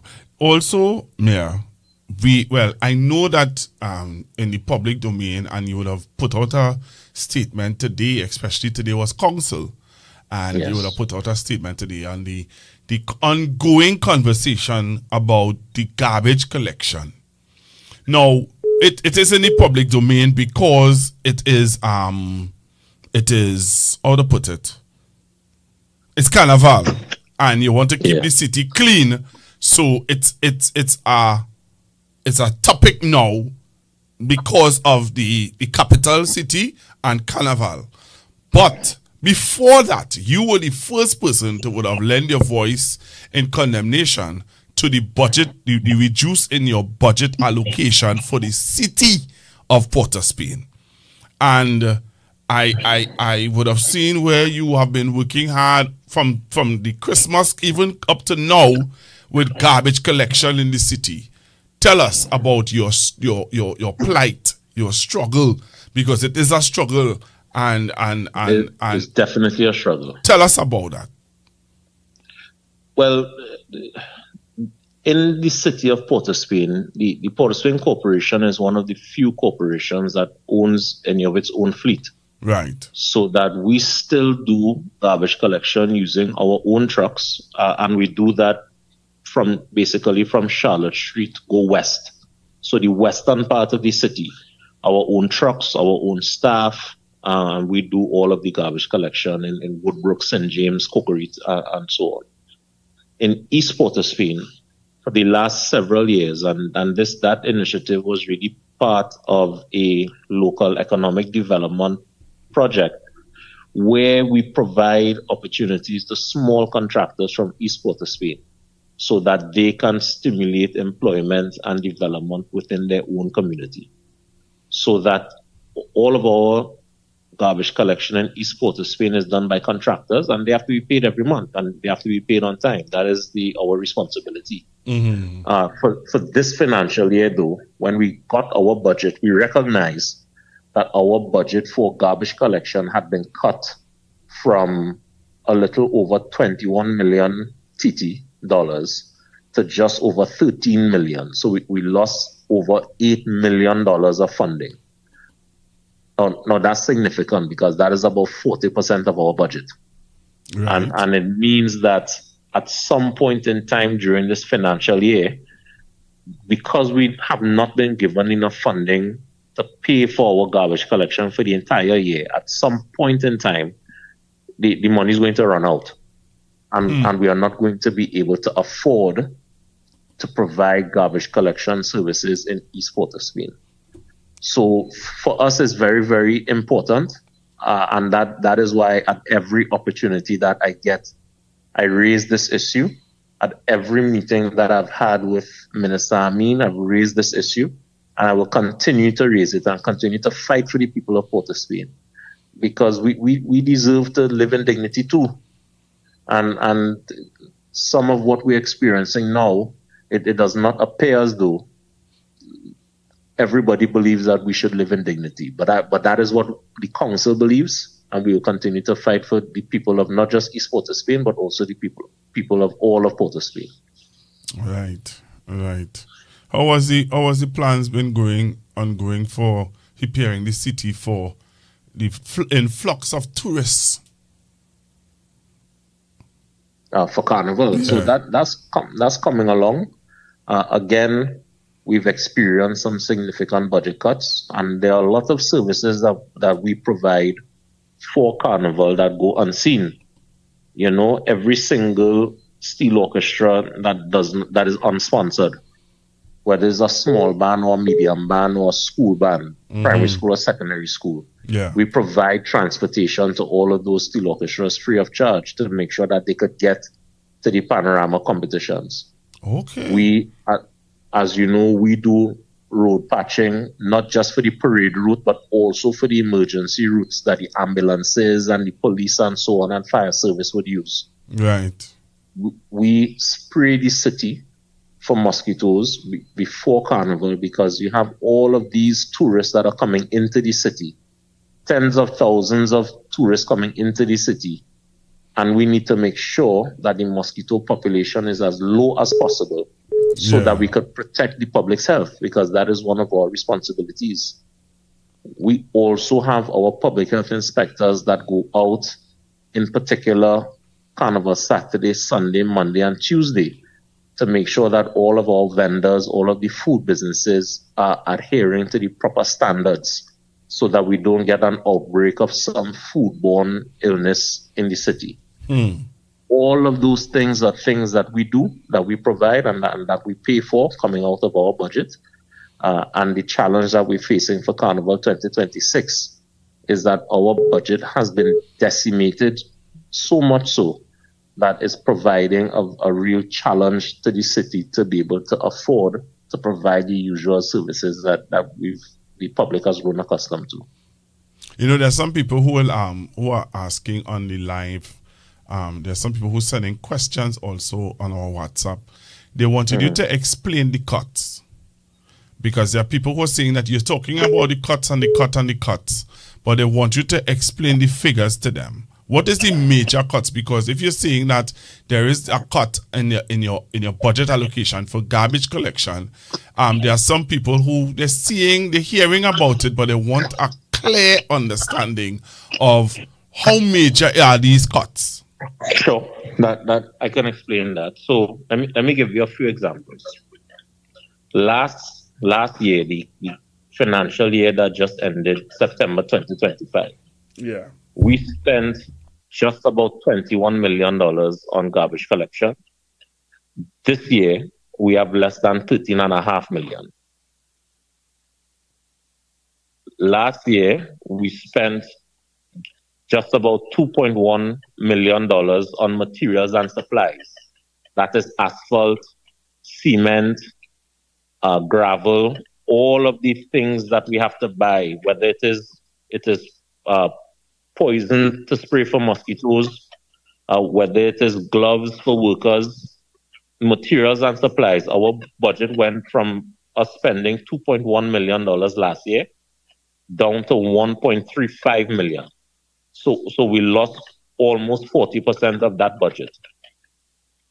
To maintain vehicles, to maintain our fleets, our trucks, our backhoes, our garbage trucks, we went from over $928,000 to about $800,000. For us to buy fuel for the vehicles, we need diesel, we need super. We went from about $1.2 million that we spent last year to $600,000. So at some point in time, the city is not going to be able to buy diesel to put in our backhoe, to put in our dump trucks, to put in our garbage trucks. Even our budget to pay Tiantec the electricity bill went from about $964,000 last year to $671,000. So at some point, Tiantec might come and cut the lights in City Hall because we're not going to be able to pay the bill eventually. And the time is going to come, and it's going to come soon. And what we are saying is that the people of Port of Spain deserve better than this. Yeah, I hear you. The people of Port deserve better than this, and nobody should be punished simply because the people who choose to elect their representatives, they choose a representative that is not from the party that is in government. Wow. We don't think that that's fair. I hear you, Mia. Well, hear what now? I would like for you to commit some time to come into the studio now. Yeah. Yeah, come on, have I a think, sit down I think we can make something happen, but it will be after Carnival. Though. Yeah, that's not a my problem. hands full up here. Your hand full? Your hand has never be full.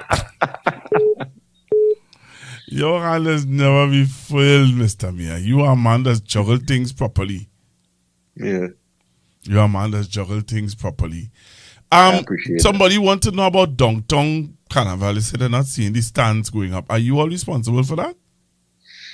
So the NCC and Ministry of Works is who erects the stands. Mm-hmm. But I did have some conversations with the CEO of the NCC 2 days ago. Now that the North Stand is completely finished, they'll begin working on the Downtown Carnival stand next week. Oh, somebody would have WhatsApp that question. Yeah, so that those stands, you'll see those stands start to go up next week.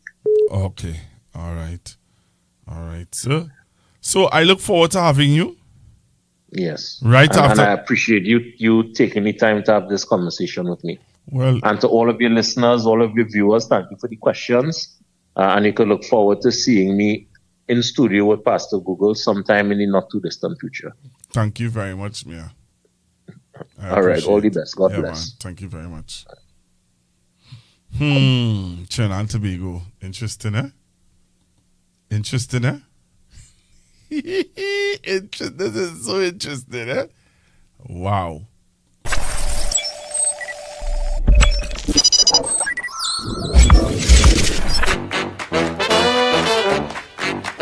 I said give me a F, and let them know that is the code.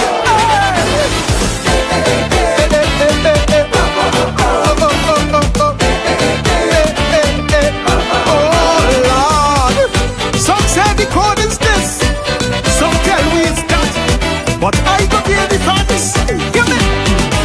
We experiencing a global phenomenon. With serious issues, mankind choose to fool around. Then they go find out facing real. Why is some number coming up there? Because I wanted to ask him. Because you see, it was on frequency tonight on primetime news.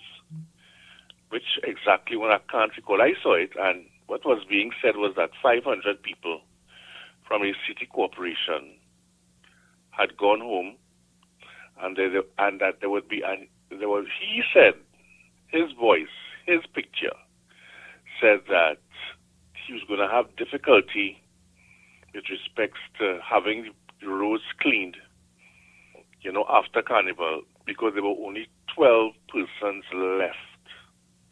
That was what was said. I am sorry, but I can't recall. I think it's TV6. I am not sure.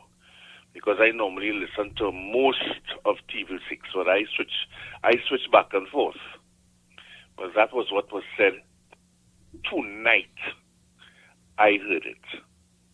But I can't leave now to go back to listen to the TV6 again because I'm looking at your program. Okay. But so I am on TV6 page right now, right? And I'm scrolling through TV6 and that story right, was from last year. Well, why did they play it tonight? Well, I don't know, because what I'm seeing on TV6 News page, when you type it in, when you Google it, it is saying that the story was a story from last year. It's not a story that happened today. Why they played tonight, and he indicated that there were only 12 persons left, and that there would be a issue with getting the streets cleaned after the carnival. Yeah. What? Let me ask you this: what color shirt he had on? Good question.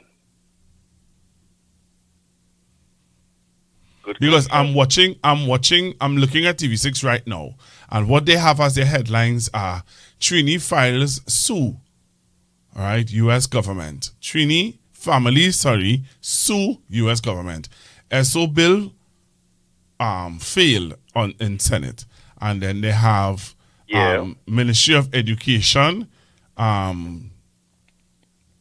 classes safe, schools ongoing. I think this would have been after 8 o'clock, between 8 and 8:30, after the sports news. I could be wrong, but again, there was something said tonight on one of the primetime newscasts. I'm certain of it. I heard it. Right? Saying the 500 persons, right, from the city corporation, there would only be 12 persons left. 12 people to clean up the city. That was what was said. But again, we'll go what the honorable mayor said, and we'll leave it as that for now. Okay. Yeah? All right. I would look into it further. But I did send him the video. Somebody sent me something. All right, let's go. Hello, good evening. Yeah, good night, Pastor Google. Hi, good evening, sir. In connection with the story that you're covering with the mayor thing and the 500 workers, yeah. Apparently, my interpretation of it was that what Brian said was right about the 12 people, but apparently, the point that was being made was that because he's now responding to it because he's listening to the program. He said, "I now see the comment. The 500 people sent home are CPEP workers." There you go. And that is what I saw it on CNC3. And that is the story that was coming across. And he was saying that he hopes that the responsive ministries could put measures in place because the lack of workers, they cannot guarantee that the city would be in a state of order come Ash Wednesday. Basically, something to that effect. Oh, okay. So so stay on the line, right, caller? So hear what the mayor is saying to me here now. He's saying, I see the comment. The 500 people sent home are CPEP workers. And, all right, I said today in the meeting that approximately 500 people were working in the city doing landscaping and cleaning. Right? And Minister Amin sent 12 workers to replace them. Yep. So the news must take it out of context. Right. But anyhow you take it, when you look at funds being reduced, how do you cover expenditure? Well, that's what he said earlier on. Yeah, that is basic. Is basic economics you're dealing with there. Yeah. And if I could take 2 minutes of your time and go back to a story I covered earlier with the independence and everything else. If you sit down and you look at independence, you look at democracy. I have always maintained a position. If a government has all the solution to the problems of a nation, there is no need for any other political party. Right? In the United States of America, you're a Democrat, a Republican, or a minority group. In Trinidad and Tobago, historically, you are PNM, UNC, whoever, or one of the minority groups. You cannot, at least I shouldn't say you cannot, it is not fair to turn around and look at people who have worked hard, and these are not young people. These are stalwarts in the field who have acquired their doctorates and senior counsels and things. And you're going to tell me that these people are prepared to say, I want something to vote for you? And even so, you are saying that it's 2 of them, 2 out of the 9, but 8 out of the 9 said no. So even if those 2 voted with you all, you are still short. Thank you. Thank you. And what is worse is that I am going to put my doctorate on a line after 40 years of being in the public view for the sake of what? A financial token? Really? Some of them are not people who work. I have not always supported the opinion of Dr. Atz, but a lot of what she had said has made sense, as has Mr. Vera, as has Mr. Delabastide. Even the woman who is visually challenged, I listened to her contribution. And we have to bring a sense of understanding to the thing. The old people used to say, to whom much is given, much is expected. Yep. And when you have people, and Mr. Vera was right in saying what he said, that people work hard to bring opinions, and without even saying, let us look at it.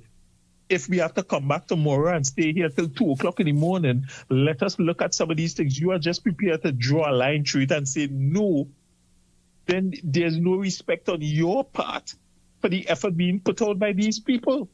Not to mention the fact that you call them bootlickers and whatever else. Come on, this is 2026 we in. We need to bring, and it's funny that you want people to respect your stance, but when somebody brings another view, you are not even prepared to say, well, I hear what you're saying, but maybe we need more time. Maybe I might come out and tell you flatly that I don't agree with it. But the dialogue is what is going to bring us to a place of what will more than likely be a more equitable resolution. But that is the style that some people choose to bring to the table, and we will see where it will go, how long it will last, and everything else. Yep. And you know what that also says to us, though, as a nation?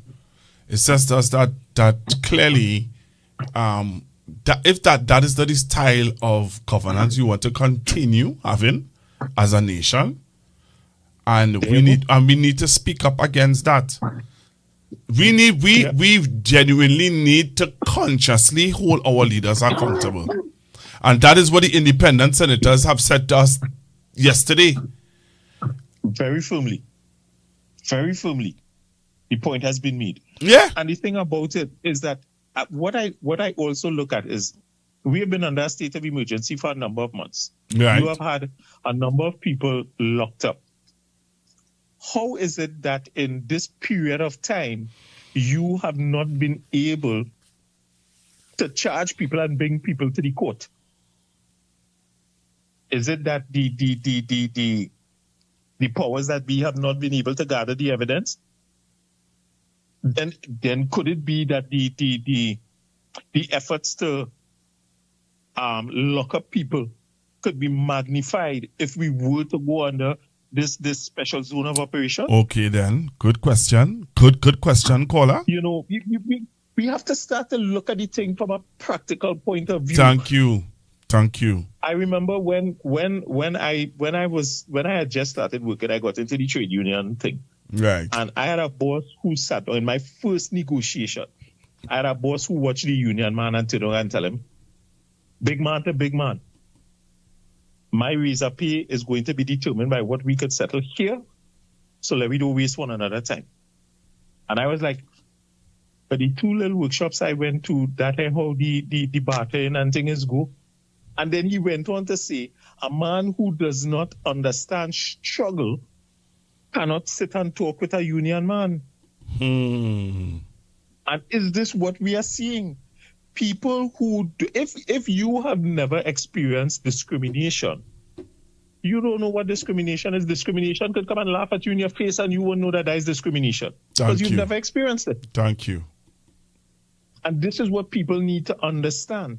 Wisdom for the young is knowledge from the old. I'll continue to say it. We need to have discussions with the elders, and the elders need to meet the younger ones and start to understand where we came from, where we are, and where we want to go. It is not going to be easy, and it will not come overnight, but it is going to get there faster if we have proper dialogue and push a proper head, an equitable head, where everybody seems to get a piece of the pie. Yes. Right? Yes, man. In the words of my old history teacher, man is born free, yet everywhere he turns, he is in chains. Very put true. Up one day, the day with Malcolm X talking about things, and something came to my mind tonight with Malcolm when he turned around and talk about don't be angry when some people react a certain way. There was a time in your life when the things you know now, you did not know then. Right? Yes, sir. Time and everything time and experience will teach us, and hopefully we would learn the lesson and make better decisions as we go forward. That's all we could do. We have to live with hope. Thank you very much. And thank you for giving me the opportunity. I looked on and I listening. Thank you very much, sir. Yes, my brother. Have a good one. Same to you. Okay. All right. So we continue to take your calls on 464-7003. 464-7003. Again, we want to thank the mayor for clearing up some of the misinformation that's out there. Hello, good evening. Very short. I want to especially thank that last caller for bringing clarity to what I heard. And those are the callers that I would really like to hear, Pastor Gould. I really loved listening. I wish he had stayed on and spoken to you more, to be brutally frank, but he can't. But I hope he comes on again tomorrow, because some of these things that he said, and even his little quotes, very, very interesting. But Pastor Google, what my pet peeve is oil and gas, as you well know. And I hope people would have listened to the Honorable Stuart Young, because what Stuart Young in a nutshell was saying was that we are going to be affected. It's going to trickle down to us, the man in the street, the man who goes to the grocery every week or every fortnight or every month. Right? Things have already gone up in the groceries. The things that I purchase, I've seen it gone up. Even in even by Passad's, and Passad is one of the cheaper groceries, the Food King, thing gone up, Pastor.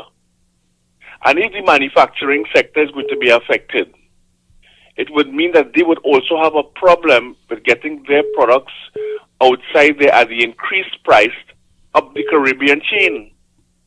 And then it's going to be a problem because they may reduce their quantity that they are taking from us in Trinidad and Tobago, from our manufacturing sector. Right? And if even cement is going up at what price? We don't know the price yet.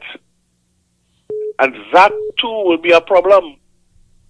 Now they want to come and get somebody to start the refinery. The refinery needs gas to get going, natural gas. What's going to happen with that?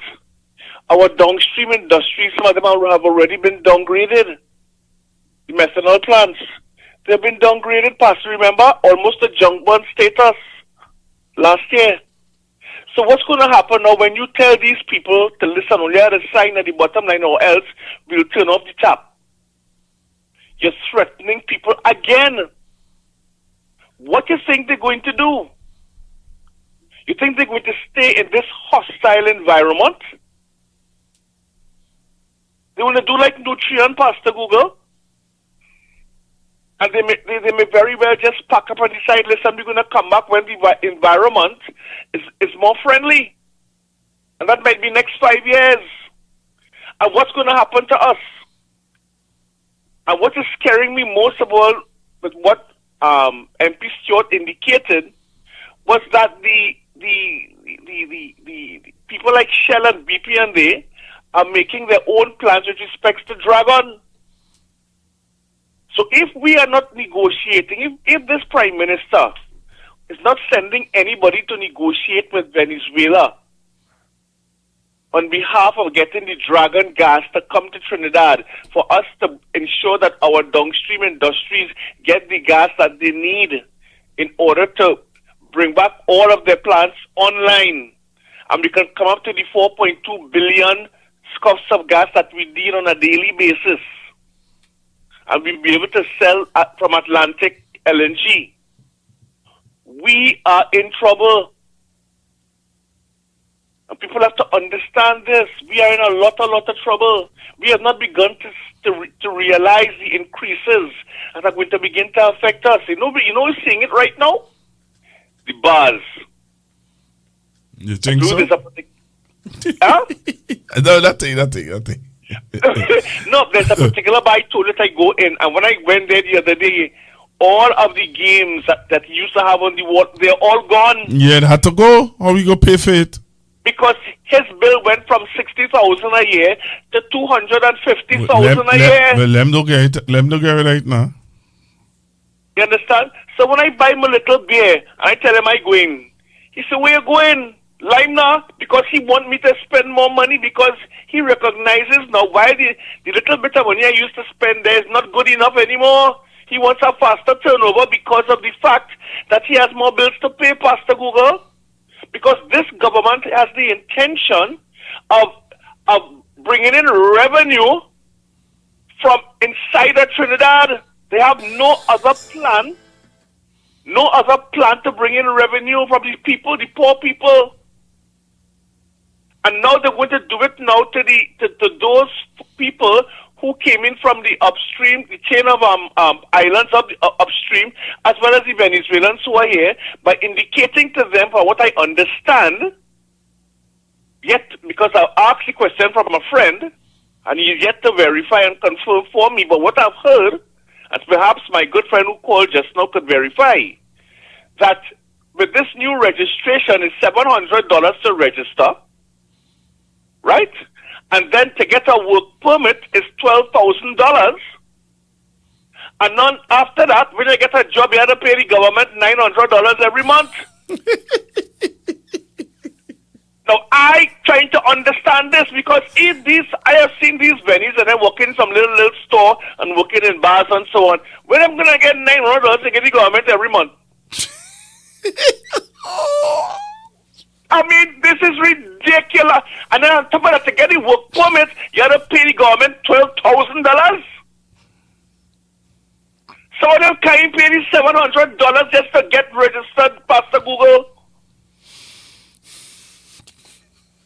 This is what's going on with this government. This is the plans that they had. This is how they're going to fix it, Pastor Google.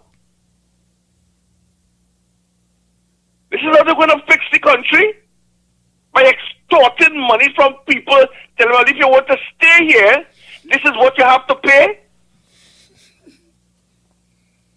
And when the PNM was doing it, they was cussing the PNM. But look at what's going on now. Look at what's going on now.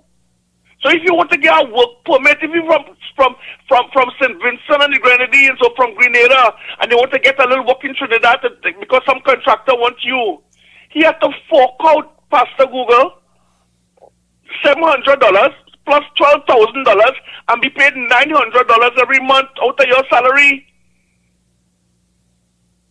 to the government, to this government, for you to stay here to work, Pastor. And we ain't talking about rent yet. We ain't talking about food yet.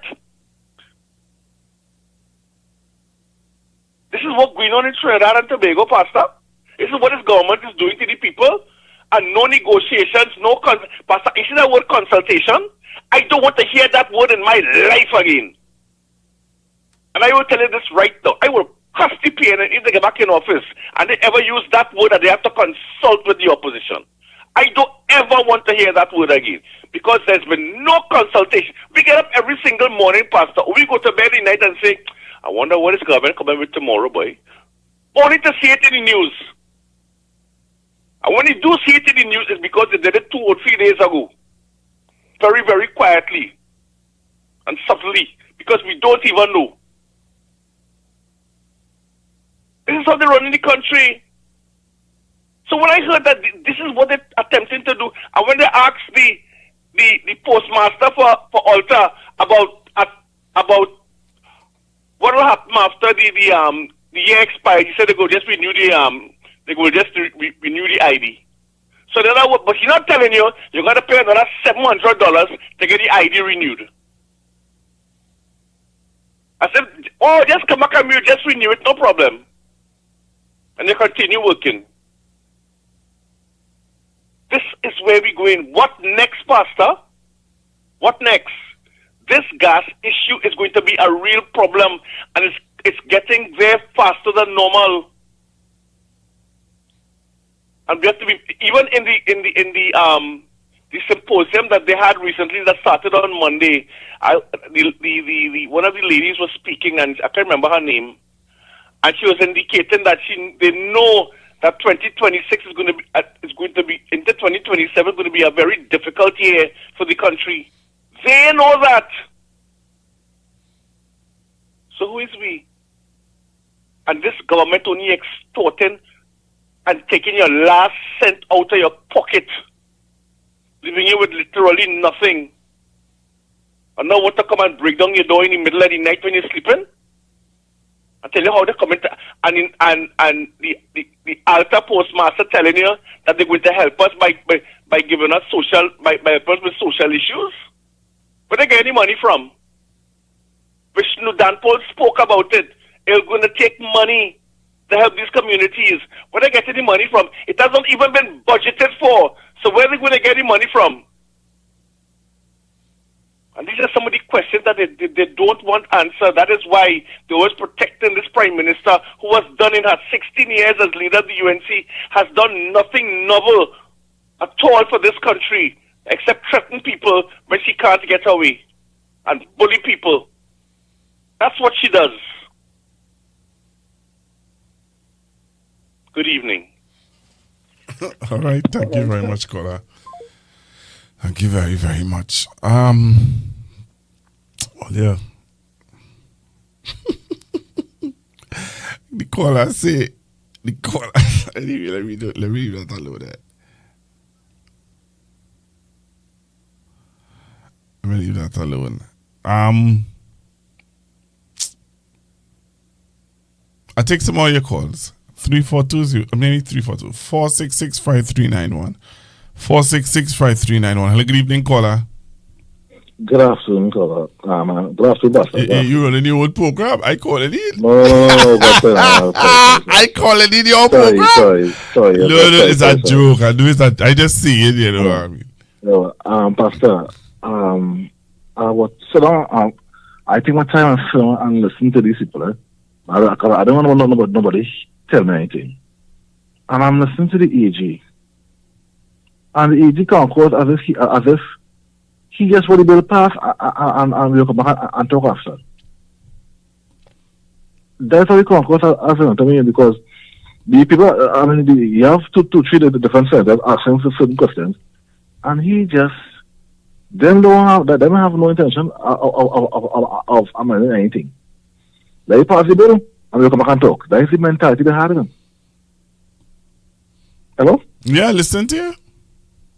I nobody tell me I watch it. I watch it, and I was amazed because you see age of the country. The only person who could really amend that is you, and you telling people, let you cross this bridge and we'll come back. But you ain't saying when you come back, eh? But just let you get past this bridge and we'll come back. Come back and do what? You don't understand the kind of that China pass. And how I think more the people just explain this, let me amend this, or they're not willing to budge. I even watch Wayne Sturge. They ask him, well, you know, they laughing. You have to laugh because he's a joke. I mean, right? You have to laugh because I watch Wayne Sturge. Yeah, these people are them. They study this nation, you know. No, boy, I watch him Wayne Sturge. And all of the simple amendments on simple clauses, they want to explain, and he isn't budging. He just want to. They all acting like, you know. But let's give us. We'll come up. When I come up, if the senators say, let's see, they'll come back and say yes, they will never come back. They will never come back. Because them whole mentality, each and every one of them is like, let's get past this and we'll come back. Come back when, so if the car, I'm in it now. But already will pass. We're not going to comment on anything. What I'm seeing people stupid. Pastor? Well, that's what we I no, don't know. I realize no. I realize with the government, I believe they're still in shock because apparently they didn't believe that they get all our votes. So they believe now because they get all our votes. Apparently they could do what they want, and the population just lie down and say, well, yeah. So because all they got is large mandate, all they believe, all they could do what they want, and the population wouldn't have concerns because I don't understand. And some people come to the conclusion like that apparently, or you're doubting these people actually wanted this bill to pass because you can't tell me you want the bill to pass, but the people who you have to agree with before you even talk to anyone of them, you start calling names. You start saying all kind of things about them. These very same people you want to pass the bill, eh? You ain't getting the bill passed now. These highly paid and highly respected professionals is going to compromise the integrity for you, right? Yeah, sir?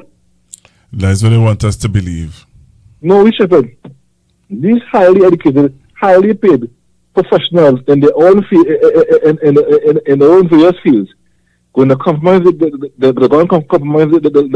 legacy and the reputation for you. All right, really? Paula. Thank you very much. I'm going to say nice. Yeah, man.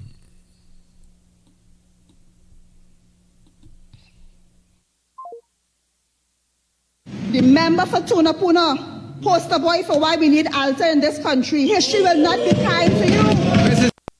The member for Tunapuna, poster boy for why we need altar in this country. History will not be kind to you. The Cabinet of Trinidad and Tobago today. The member for Tunapuna, poster boy for why we need altar in this country. History will not be kind to you. The Cabinet of Trinidad and Tobago today approved the registration of all legible illegal immigrants in Trinidad and Tobago. The member for Tunapuna, poster boy for why we need altar in this country. History will not be kind to you. The Cabinet of Trinidad and Tobago today approved the registration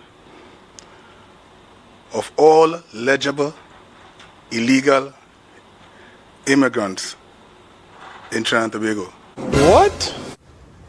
Let me see that again. The Cabinet of Trinidad and Tobago today approved the registration of all legible illegal immigrants in Trinidad and Tobago. A few moments later. Word is eligible. ELIGIBL. Having the right to do or obtain something. And not legible. Which means clear enough to be read. Gotcha.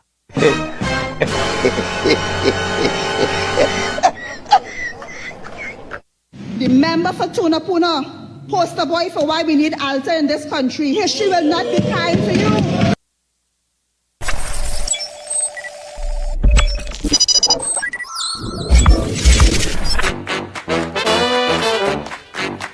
I said give me a F, A, F, O, and let them know that is the code.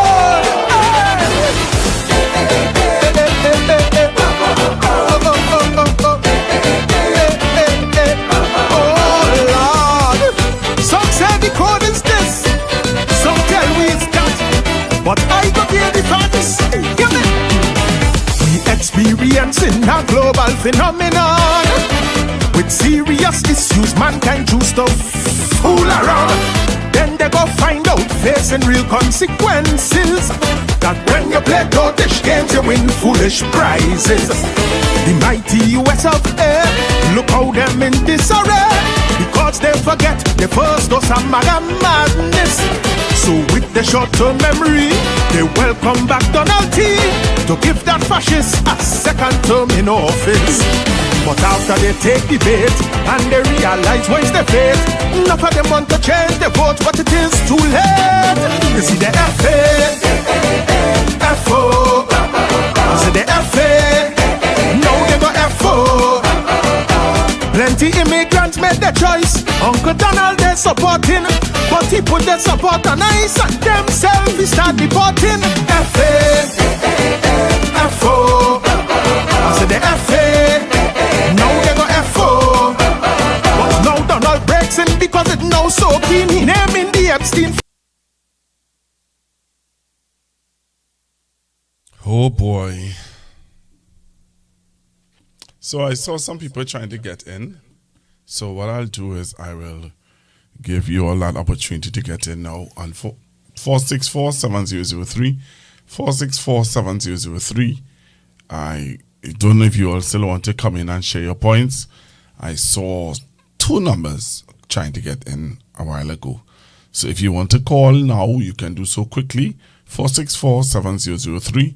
464-7003. We're looking to close off the program in a short. All right, 464-7003. MP Young is a boss man. Okay. Oh my God. It's about. What happened now? Somebody say Mr. Big Duds, the man with the. You get like Master Google. All right. Yeah, now here. I don't know now. I don't know what to say again with this country now. Tunapuna. That is the only member of parliament. Anybody from Tunapuna on the live? Tunapuna, all good? With only a member of parliament? I'd like to know how Tunapuna feeling about this. You know what I mean? How does Tunapuna feel about this? I'm seeing when this happened, January 26th. What it is? Today's the 28th. Okay, vehicle flip over near Queen's Park, Savannah. All right. Well, anybody know about that? Okay, interesting.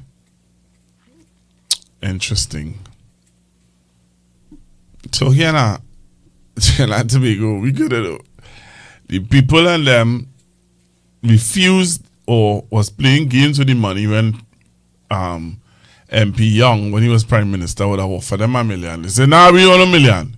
We want more than that. Ms. Bissassa offer them the $1 million and they take it. Easy to take it. Ah, boy. Okay, so it seems as though the people who were trying to call in went to sleep. So we'll talk to them tomorrow, please God. All right? We will talk with them tomorrow, please God.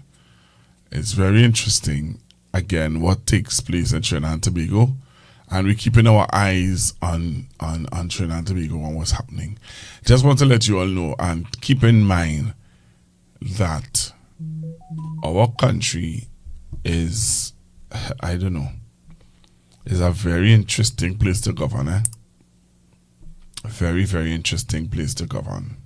All right, someone is calling in. Hello, good evening. Hello, night back, Mr. Google. When the mayor was on the phone, I wanted to call him. I could not call him because the time was short. Okay? But what happened is in Woodford Square, it have a lot of, it don't have no security. Normally it's not security by the washroom, by the toilet area there. It don't have none. And a lot of bathers coming in there and bathing by the pipe. They defecating behind the trees, I think. And all, they had the place, they lay down on the bench. All right, so he's Then listening. remember, He is listening. He's listening. So I would, I think that he will address it. Yeah, that address that because down there, I a regular visitor the square. Almost 3-4 times a week I think, but the vagrants and them messing up the place. All right, so he's They're listening. not keeping the place thing. That's one thing he has addressed is vagrancy and security. Well, the vagrancy, he has been lobbying to get where this place in Belmont, where they used to have the girls, the St. Dominic's yes, the St. Dominic's home for girls. Yeah. He's trying. Yeah. He has been lobbying to try to get that building to put the homeless Yeah, because boy, because yeah. he also he has been he has been asking about the completion also of the building in South Key. Right. Because the former government was building a place for the homeless in South Key. I know the building. I just see Right. the building every day, but it ain't complete. All right. Then leaving it so. All right. So what he's saying is, or what he was trying to do is, he's trying to lobby to get the St. Dominic's home, the old building. He was Yeah. trying to get that building to house the homeless. Boy, hey, listen now. That square needs security, and you have to get rid of the vagrants. All right. And So he will, because- as I just said, he is listening and he will work on it. All right. Yeah. All right, That's sir. the boy. You get outside. Thank you very Thanks. much. Have a good night, eh? Same to you, sir. All right. I saw someone sent a voice note. I'm going to try to see if I can play that before I leave this evening. Let's hear what this voice note had to say.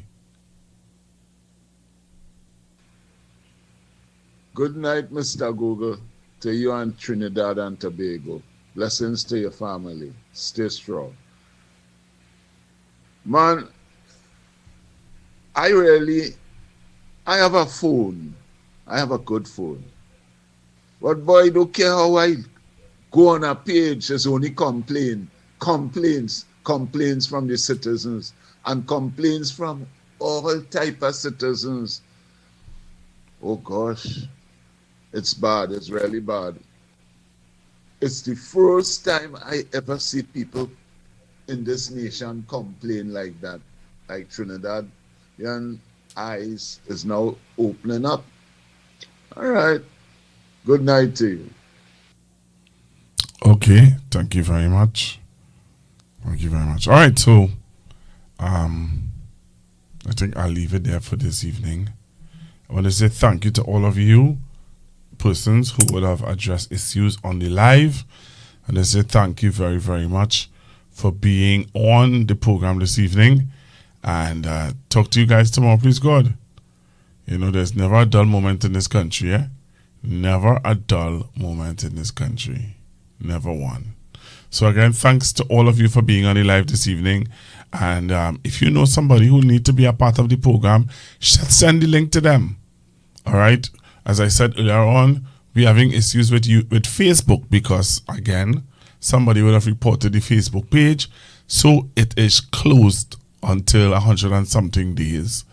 And then we'll have back our Facebook page. But for now, we have no Facebook page. We only have YouTube. We had gotten banned from YouTube in the sense of making comments. Now you all are allowed to make comments. Please guard it with your life. All right. Don't say anything that is out of timing. If you see anybody saying anything that is out of timing, report it to me and we will try our best to deal with it. Because you don't want to get blocked from YouTube again. All right. So let me say thanks again to all of you on YouTube. Thank you to all of you on who have been sharing the link. If you are on the page and you haven't subscribed, I want to ask you to do so now. You can subscribe so that you will know when we are going live on Facebook, on YouTube for now. We're only on YouTube for now. I want to start by reading a quote for you that is trending online now. Someone sent it to me and I saw it so many times. I think it's good for us to read this quote. I'm sure when I start to read it, you will be familiar with it. It says, out of hatred for the cockroach, the ants voted for the insecticide. out of hatred for the cockroach, the ants voted for the insecticide. They all died. They gone in the tail, including the housefly that didn't even vote. They all died, including the housefly that didn't even vote. It says an African proverb, but it could be a Trinidadian and Tobagonian proverb. It is so true of our situation here today. If you're UNC, if you're TPP, PNM, PEP, or any other affiliation, I see you. You'll be treated equally and fairly. I made a promise that everybody will win, and I plan to fulfill that promise.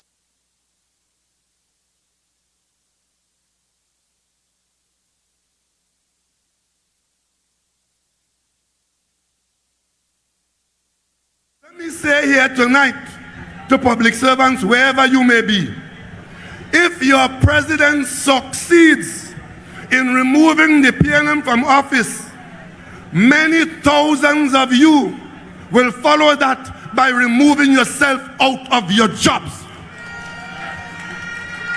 And let me tell you why. The government of Trinidad and Tobago led most of the years by caring PNM governments, have taken on the responsibility of ensuring a quality of life for people in this country that is now at the level of almost impossible to fund beyond where we are. In a $60 billion budget, the largest expenditure in that budget is on the monthly payment to public servants wherever they might be. Every month, on average, not just public servants on the Gazette, you know, the government supports the payroll of some state enterprises. If WASA doesn't get a $200 billion from the Minister of Finance virtually every month, WASA workers cannot be paid consistently in the way that they have been, you know.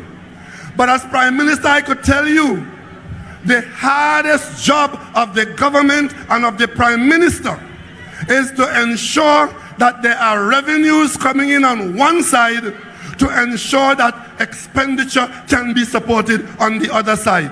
And nobody could give you any other equation. The singular equation that you should be concerned about in this country now is what is our revenue situation and what is our expenditure situation. If you listen to the PSA leader and the UNC and their campaign in 2025, all they are concerned about is improving and expanding the expenditure side of the equation.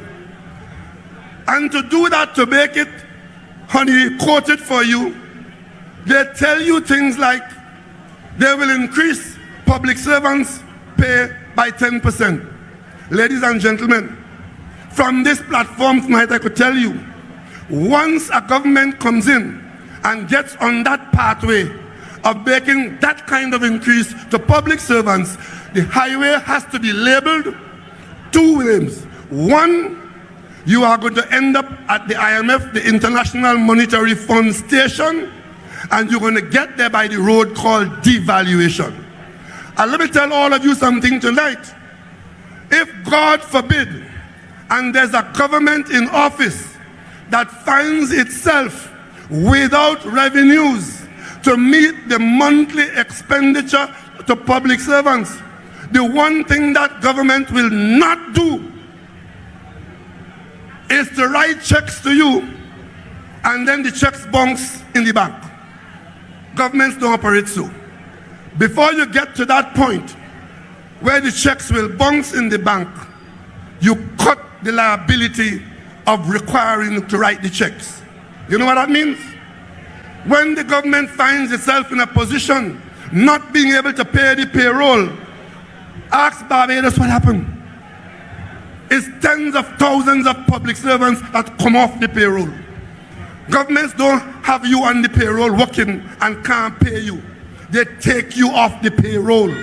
In this country, anybody who is telling you that they will incur expenditure that we all know the revenues cannot support, they are telling you in code that they intend to cut the public service.